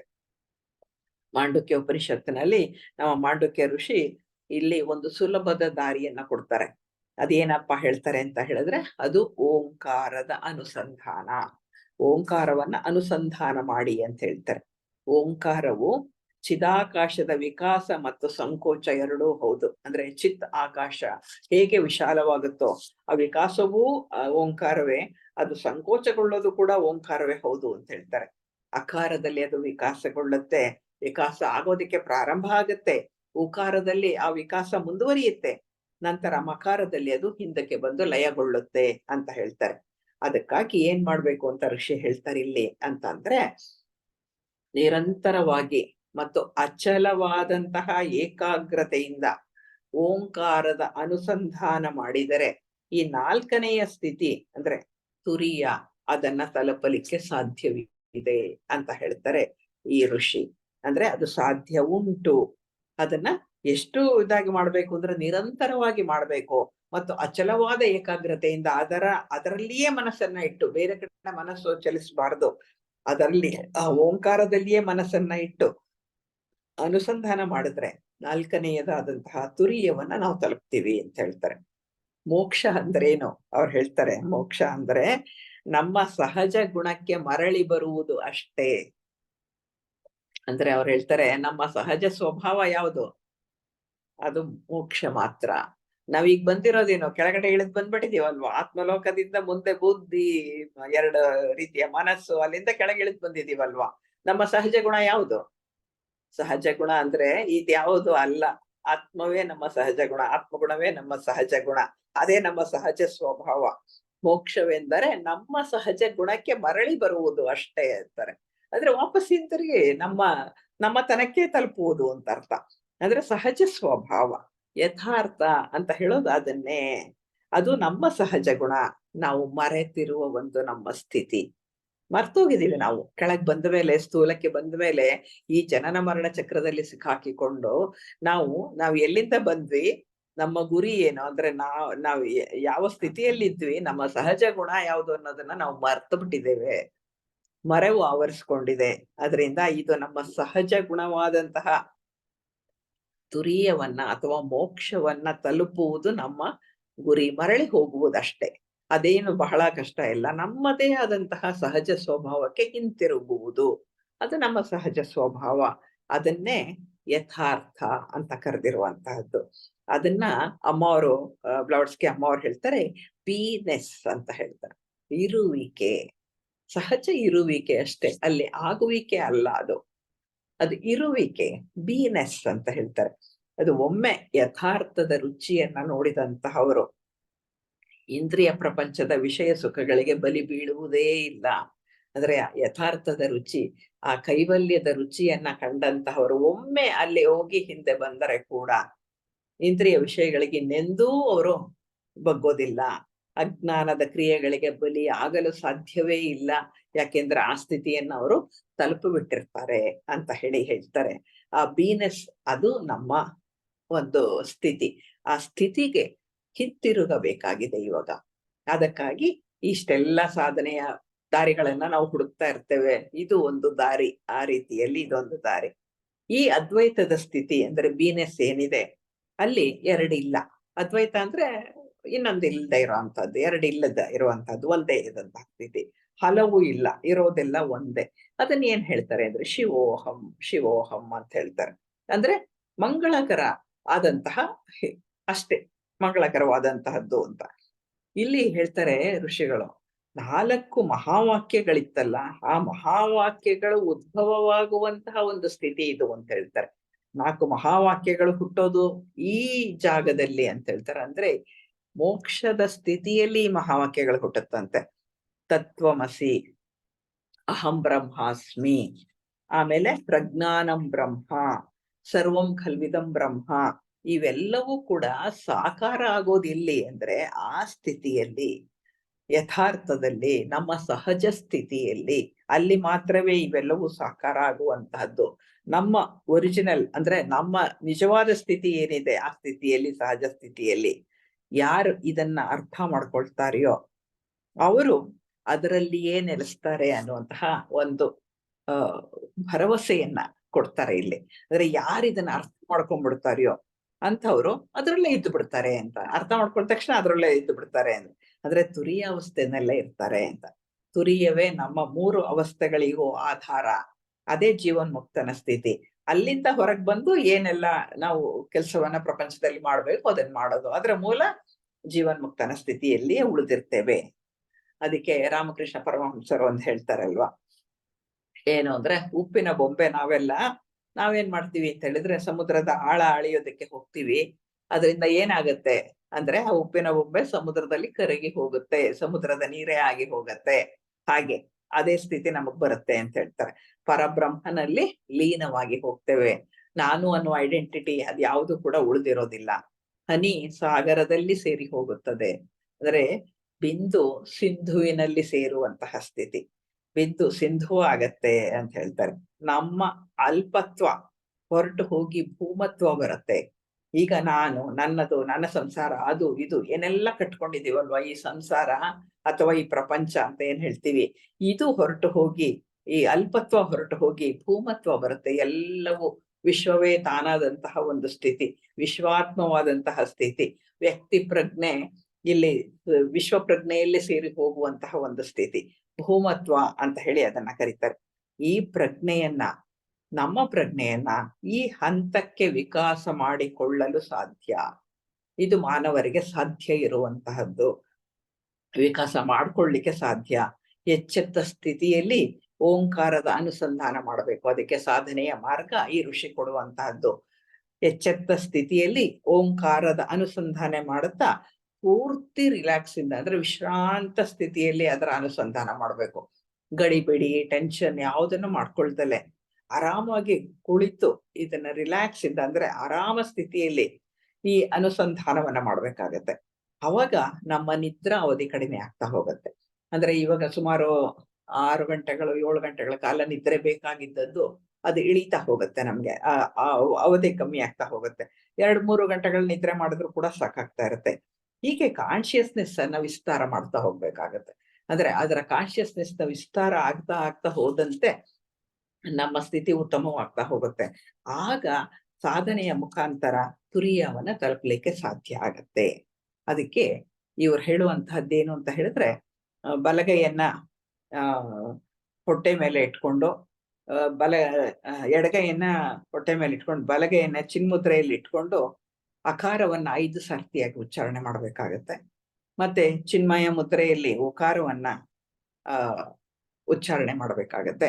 2 ಕಿವಿಗಳನ್ನ ಮುಚ್ಕೊಂಡು, ನಮಗ್ ಗೊತ್ತಿದೆ ಅಲ್ಲ ಚಿನ್ಮುದ್ರೆ, ಚಿನ್ಮಯ ಮುದ್ರೆ, ಮತ್ತೆ ಕಿವಿಗಳನ್ನ ಮುಚ್ಕೊಂಡು ಮಕಾರವನ್ನ ಉಚ್ಚಾರಣೆ ಮಾಡ್ಬೇಕಾಗತ್ತೆ. ಆಮೇಲೆ ಕೈ ಮುಗ್ದು ಇದನ್ನ ನಮಸ್ಕಾರ ಮುದ್ರೆಯಲ್ಲಿ ಓಂಕಾರ 5 ಸಾರಿ ಈ ರೀತಿಯಾಗಿ ಮಾಡ್ತಾ ಅದನ್ನ ಕಣ್ಮುಚ್ಚಿ ಅದರ ಅನುಭವವನ್ನ ಪಡ್ಕೊಳ್ಬೇಕು. ಅಂದ್ರೆ ಓಂಕಾರದ ಅನುಸಂಧಾನವನ್ನ, ಆ ಓಂನ ಅನುರಣನಗೊಳ್ಬೇಕು ಅದು ನಮ್ಮ ಒಳಗಡೆ. ಆ ಸ್ಥಿತಿಗೆ ಅದರ ಅನುಭವ ಪಡೀಬೇಕು. ಅದನ್ನ ಅನುಭವಿಸಿಯೇ ತೀರಬೇಕಾಗತ್ತೆ. ಬರೀ ಸುಮ್ನೆ ಯಾಂತ್ರಿಕವಾಗಿ ಮಾಡೋದಲ್ಲ. ಅದರ ಅನುಸಂಧಾನವನ್ನ ಮಾಡೋದು ಅಂದ್ರೆ ಅದರ ಅನುಭವವನ್ನ ಪಡ್ಕೊಳ್ಳೋ ಅಂತದ್ದು. ಹಾಗೆ ಅನುಭವವನ್ನ ಪಡ್ಕೊಂಡಾಗ, ಅನುಭವಿಸಿದಾಗ ಏನಾಗತ್ತೆ ಅಂತ ಹೇಳಿದ್ರೆ ಅದು ಅಲ್ಲಿಗೆ ಓಂಕಾರ. ಆಮೇಲೆ ಓಂ ಇಂದ ಮುಕ್ತಾಯ ಮಾಡ್ಬೇಕಾಗತ್ತೆ. ಹೀಗೆ ಅದನ್ನ ಮತ್ತೆ ರಿಪೀಟ್ ಮಾಡ್ಬೇಕು. ಹೀಗೆ ಮಾಡ್ತಾ ಮಾಡ್ತಾ ಏನಾಗುತ್ತೆ, ಅಧ್ಯಾತ್ಮದ ಒಂದು ಅನುಸಂಧಾನ ಆಗ್ತಾ ಹೋಗುತ್ತೆ, ಓಂಕಾರದ ಅನುಸಂಧಾನ ಆಗ್ತಾ ಹೋಗುತ್ತೆ. ಹಾಗೆ ನಮ್ಮ ಒಂದು ದಾರಿ ತೆರ್ಕೊಳ್ತಾ ಹೋಗುತ್ತೆ. ಅಂದ್ರೆ ಓಂಕಾರ ಎಷ್ಟು ಮುಖ್ಯ ಅನ್ನೋದು ನಮ್ಗೆ ಅರ್ಥ ಆಗುತ್ತೆ. ಆ ಓಂಕಾರ ಹೇಗಿದೆ, ಅದರ ವಿಷಯವೆಲ್ಲ ನಾವು ಮುಂಚೆನೆ ತಿಳ್ಕೊಂಡಿದ್ದೇವೆ. ಮೊದಲನೇ ಶ್ಲೋಕದಲ್ಲೇನೆ ಓಂಕಾರ ಅಂದ್ರೆ ಏನು ಅಂತ ಹೇಳಿ ಎಲ್ಲ ತಿಳ್ಕೊಂಡಿದ್ದೇವೆ. ಹಾಗಾಗಿ ಇದರ ಒಂದು ಆ ಇದ ಪ್ರಾರಂಭ ಮಾಡಿ ಮತ್ತೆ ಓಂಕಾರದೊಂದಿಗೆ ಒಂದು ಮುಕ್ತಾಯವನ್ನ ಮಾಡ್ಬೇಕಾಗತ್ತೆ. ಇದು ಅನುಸಂಧಾನ ಮಾಡುವಂತಹ ರೀತಿ. ಚಿನ್ಮುದ್ರ, ಚಿನ್ಮಯ ಮುದ್ರ, ಮತ್ತೆ ಕಿವಿಯನ್ನ ಮುಚ್ಕೊಂಡು ಒಂದು, ಆಮೇಲೆ ನಮಸ್ಕಾರ ಮುದ್ರೆಯಲ್ಲಿ ಪೂರ್ತಿ ಓಂಕಾರದ ಉಚ್ಚಾರಣೆ, ಇಷ್ಟನ್ನು ಕೂಡ ಮಾಡ್ಬೇಕಾಗತ್ತೆ. ಇದು ಅವರು ಮಹರ್ಷಿಗಳು ಕೊಟ್ಟಂತಹ, ಅಂದ್ರೆ ಮಾಂಡುಕ್ಯ ಋಷಿಗಳು ಕೊಟ್ಟಂತಹ ಅನುಸಂಧಾನದ ಒಂದು ವಿಧಾನ. ಇನ್ನು ಆಧ್ಯಾತ್ಮದ ಸಾಧನೆಯಲ್ಲಿ ಯಾವುದಾದ್ರೂ ಒಂದು ಮಾರ್ಗವನ್ನ ಅನುಸರಿಸ್ಬೇಕು. ಅಂದ್ರೆ ನಾನು ಇದೇ ಮಾಡ್ತೀನಿ, ಅದೇ ಮಾಡ್ತೀನಿ, ಎಲ್ಲವನ್ನ ತಿಳ್ಕೊಳ್ಳೋದ್ರಲ್ಲಿ ತಪ್ಪಿಲ್ಲ. ಎಲ್ಲ ಅನೇಕ ಮಾರ್ಗಗಳಿದೆ. ಒಬ್ಬೊಬ್ಬ ಋಷಿಗಳು ಕೂಡ ಅವರವರಿಗೆ ತೋಚಿದ ರೀತಿಯಲ್ಲಿ ಅವರು ಸಾಧನೆ ಮಾಡಿ ಮಾರ್ಗವನ್ನ ಕಂಡು ಹಿಡಿದು ತಾವು ತಲುಪಿದಂತಹ ಗುರಿ ಅದು ನಿಶ್ಚಿತ ಆದ ಮೇಲೆ ಅವ್ರು ನಮ್ಗೆ ಕೊಟ್ಟಂತಹ ದಾರಿಗಳಿದೆಲ್ಲ. ಆದ್ರಿಂದ ನಾವೇನ್ ಮಾಡ್ಬೇಕು ಒಬ್ಬ ಸಾಧಕರಾಗಿ ಅಂದ್ರೆ, ತಿಳ್ಕೊಳ್ಳೋದ್ರಲ್ಲಿ ತಪ್ಪಿಲ್ಲ, ಆದ್ರೆ ಯಾವುದಾದ್ರೂ ಒಂದು ಮಾರ್ಗವನ್ನ ನಾವು ಅನುಸಂಧಾನ ಮಾಡ್ಬೇಕಾಗತ್ತೆ. ಒಂದು ಮಾರ್ಗವನ್ನ ಅನುಸರಿಸ್ಬೇಕಾಗತ್ತೆ. ಅದರಲ್ಲಿಯೇ ಆಳವಾದಂತಹ ಸಾಧನೆಯನ್ನ ಮಾಡ್ಬೇಕಾಗತ್ತೆ. ಒಂದು ಉದಾಹರಣೆಯನ್ನ ಕೊಡ್ತಾರೆ ಅಲ್ವಾ, ಒಬ್ಬ ಹೊರಗಡೆ ಹೋಗ್ತಾ ಇದ್ದಂತೆ, ಬಾಯಾರಿಕೆ ಆಗ್ಬಿಡ್ತಂತೆ ಅವನಿಗೆ. ನೀರು ಅರ್ಜೆಂಟ್ ಬೇಕು, ಅಲ್ಲೆಲ್ಲೂ ನೀರಿಲ್ಲ. ಸರಿ, ಬಾವಿ ತೋಡ್ಬಿಡೋಣ, ಬಾಯಾರಿಕೆ ಆಗಿದೆ ಅಂತ ಹೇಳಿ ಒಂದ್ ಕಡೆ ತೋಡಕ್ ಶುರು ಮಾಡಿದಂತೆ ಒಂದು ವಿಶಾಲವಾದ ಜಾಗದಲ್ಲಿ. 2-3 ಅಡಿ ತೆಗ್ದ, ನೀರು ಬರ್ಲಿಲ್ಲ. ಏನ್ ಮಾಡ್ದೆ, ಅಯ್ಯೋ ಇಲ್ಲಿ ನೀರು ಸಿಗುತ್ತೋ ಇಲ್ವೋ ಅನ್ನಿಸ್ತು. ಅಲ್ಲಿ ಬಿಟ್ಬಿಟ್ಟ. ಮತ್ತೆ ಮುಂದೆ ಇನ್ನೊಂದ್ ಅಡಿ, 1-2 ಅಡಿ ಮುಂದಕ್ಕೆ ಹೋದ. ಅಲ್ಲಿ ಹೋಗ್ಬಿಟ್ಟು ಅಲ್ಲಿ ಸಿಗುತ್ತೆ ಅಂತ ಹೇಳಿ ಅಲ್ಲಿಂದ ಮತ್ತೆ 3 ಅಡಿ, 2 ಅಡಿ 3 ಅಡಿ ತೋಡ್ದ. ಅಲ್ಲಿಗೂ ಅನುಮಾನ ಬಂತು ಅವನಿಗೆ, ಅಯ್ಯೋ ಇದ್ರಿಂದನೂ ಆಗುತ್ತೋ ಇಲ್ವೋ ಅಂತ ಹೇಳಿ ಇನ್ನೊಂದ್ ಕಡೆ ಹೋದ. ಅಲ್ಲೂದು 3-4 ಅಡಿ ತೋಡ್ದ. ಹೀಗೆ ತೋಡ್ದ ಒಂದ್ ಸುಮಾರು 40 ಕಡೆ ಈ ರೀತಿಯಾಗಿ 2-3 ಅಡಿ ಹಳ್ಳ ತೋಡ್ದ. ಯಾವುದ್ರಿಂದನೂ ನೀರು ಬರ್ಲಿಲ್ಲ. ಆಗ ಅಲ್ಲೊಬ್ಬ ಯಾರೋ ನೋಡ್ತಾ ಇದ್ದ ಇವನ ಅವತಾರನ, ಏನ್ ಮಾಡ್ತಿದ್ದಾನೆ ಅಂತ. ಆಗ ಅಲ್ಲಿ ಹಾದು ಹೋಗ್ತಿದ್ದವನೊಬ್ಬ ಹೇಳದ್ನಂತೆ, ಈ ಕೆಲ್ಸ ನೀನ್ ಮಾಡಿದ್ಯಲ್ಲ, ಇಷ್ಟು ತೋಡ್ದಿಯಲ್ಲ, ಇದೇ ಕೆಲ್ಸನ ಒಂದೇ ಒಂದ್ ಕಡೆ ಮಾಡಿದ್ದಿದ್ರೆ, ಅಂದ್ರೆ ಒಂದೇ ಒಂದು ಜಾಗದಲ್ಲಿ 30-40 ಅಡಿ ತೋಡಿದ್ರು ಕೂಡ ನಿನಗೆ ನೀರ್ ಸಿಗ್ತಾ ಇತ್ತು. ಯಾಕೆಂದ್ರೆ ನೀರಿರುವಂತ ಜಾಗ ಇದು. ನೀನು ಒಂದ್ ಕಡೆ ತೋಡ್ಬೇಕಾಗಿತ್ತು. ಒಂದ್ ಕಡೆ ತೋಡಿದ್ದಿದ್ರೆ ನೀರ್ ಸಿಗ್ತಾ ಇತ್ತು. ಅದ್ ಬಿಟ್ಬಿಟ್ಟು ನೀನೇನ್ ಮಾಡಿದೀಯಾ, ಎಲ್ಲಾ ಕಡೆನೂ 2 ಅಡಿ 3 ಅಡಿ 2 ಅಡಿ 3 ಅಡಿ ಆ ರೀತಿಯಲ್ಲಿ ಸುಮಾರು 40 ಕಡೆ ತೋಡದೆ ಅಂತಂದ್ರೆ ಎಷ್ಟೊಂದು ಇದಾಗ್ತಿತ್ತು. ಇನ್ ನೀರ್ ಹೇಗೆ ಬರುತ್ತೆ ಅಂತ ಕೇಳ್ದ. ನಮ್ಮ ಸ್ಥಿತಿನೂ ಅದೇ ಆಗಿದೆ. ಏನು, ವಿಶ್ವಾಸದಿಂದ ಒಂದು ಸಾಧನೆಯ ಮಾಡೋದ್ರ ಬದಲಾಗಿ ಎಲ್ಲ ಸಾಧನೆಗಳನ್ನು ತಿಳ್ಕೊಳ್ತೀನಿ ಅಂತ ಹೋಗೋದು, ಅಲ್ಲೂ ಒಂಚೂರು ಮಾಡೋದು, ಇಲ್ಲೂ ಒಂಚೂರು ಮಾಡೋದು, ಯಾವುದನ್ನು ಮುಂದುವರಿಸ್ತಾ ಇಲ್ಲ. ಆದರೆ ಈ ರೀತಿಯಾಗಿ ಮಾಡುವಂತಿಲ್ಲ. ಆಳವಾಗಿ ಶ್ರದ್ಧೆಯಿಂದ ನಾವು ಹಿಡಿದಂತಹ ನಮ್ಮ ದಾರಿಯಲ್ಲಿ ಮುಂದುವರಿಯೋದಿಕ್ಕೆ ದೃಢ ನಿಶ್ಚಯದಿಂದ ಒಂದು ಹಾದಿಯನ್ನ ಹಿಡಿದು ನಾವು ಮುಂದುವರಿಬೇಕಾಗತ್ತೆ.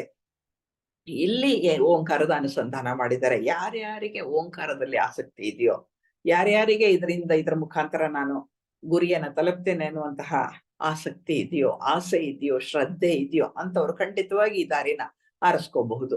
ಖಂಡಿತವಾಗಿ ಆರಿಸ್ಕೋಬಹುದು. ಅದರಿಂದ ಯಾರಿಗೆ ಯಾವ ದಾರಿ ಬಹಳ ಮುಖ್ಯ ಅನ್ಸುತ್ತೋ, ನಮ್ಗೆಲ್ಲ ಬುದ್ಧ ಮತ್ತು ಕೃಷ್ಣಜಿಯ ದಾರಿ ಅತ್ಯಂತ ಆಪ್ತವಾಗಿರುವಂತಹದ್ದು. ಅದರಿಂದ ನಮ್ಗೆ ಆ ಪ್ರಜ್ಞೆ ಅನ್ನೋದು ವಿಕಾಸ ಆಗತ್ತೆ. ಎಚ್ಚೆತ್ತ ಸ್ಥಿತಿಯಲ್ಲಿ ನಾವಿರಬಹುದು ಅನ್ನೋದು ನಮ್ಗೆ ಗೊತ್ತಿರುವಂತಹ ವಿಷಯ. ಹಾಗಾಗಿ ಆ ದಿಕ್ಕಿನಲ್ಲಿ ನಮ್ಮ ಪ್ರಯತ್ನ ನಡೀತಾ ಇದೆ. ಹಾಗೆ ಅವರವರ ದಾರಿಯನ್ನ ಅವ್ರು ಆರಿಸ್ಕೊಳ್ಳಿ. ಎಲ್ರೂ ಕೂಡ ಮುಂದುವರಿಯುವಂತಹ ದಾರಿಯಲ್ಲಿ ಮುಂದುವರಿಲೇಬೇಕಾಗತ್ತೆ. ಆದ್ರಿಂದ ಎಲ್ರಿಗೂ ಕೂಡ ಒಳ್ಳೇದಾಗ್ಲಿ ಅಂತ ಹೇಳಿ ಹಾರೈಸ್ತಾ ಇವತ್ತಿನ ಈ ಒಂದು ಕಾರ್ಯಕ್ರಮವನ್ನು ಮುಕ್ತಾಯ ಮಾಡ್ತಾ ಇದ್ದೇನೆ. ಈ ಒಂದು ಅವಕಾಶವನ್ನು ಮಾಡಿಕೊಟ್ಟಂತಹ ಕರ್ನಾಟಕ ಫೆಡರೇಷನ್ನ ಪದಾಧಿಕಾರಿಗಳಿಗೆ ವಂದನೆಗಳನ್ನು ಅರ್ಪಿಸ್ತಾ ಇವತ್ತಿಗೆ ಇದು ಮುಕ್ತಾಯ ಆಗ್ತಾ ಇದೆ. ಇನ್ನೊಂದು ಕಾರ್ಯಕ್ರಮ ಬರುತ್ತೆ ಮುಂದಿನ ತಿಂಗಳು. ಅದಾದ್ರೆ ಮಾಂಡೂಕ್ಯ ಉಪನಿಷತ್ತು ಮುಕ್ತಾಯ ಆಗುತ್ತೆ. ವಂದನೆಗಳು.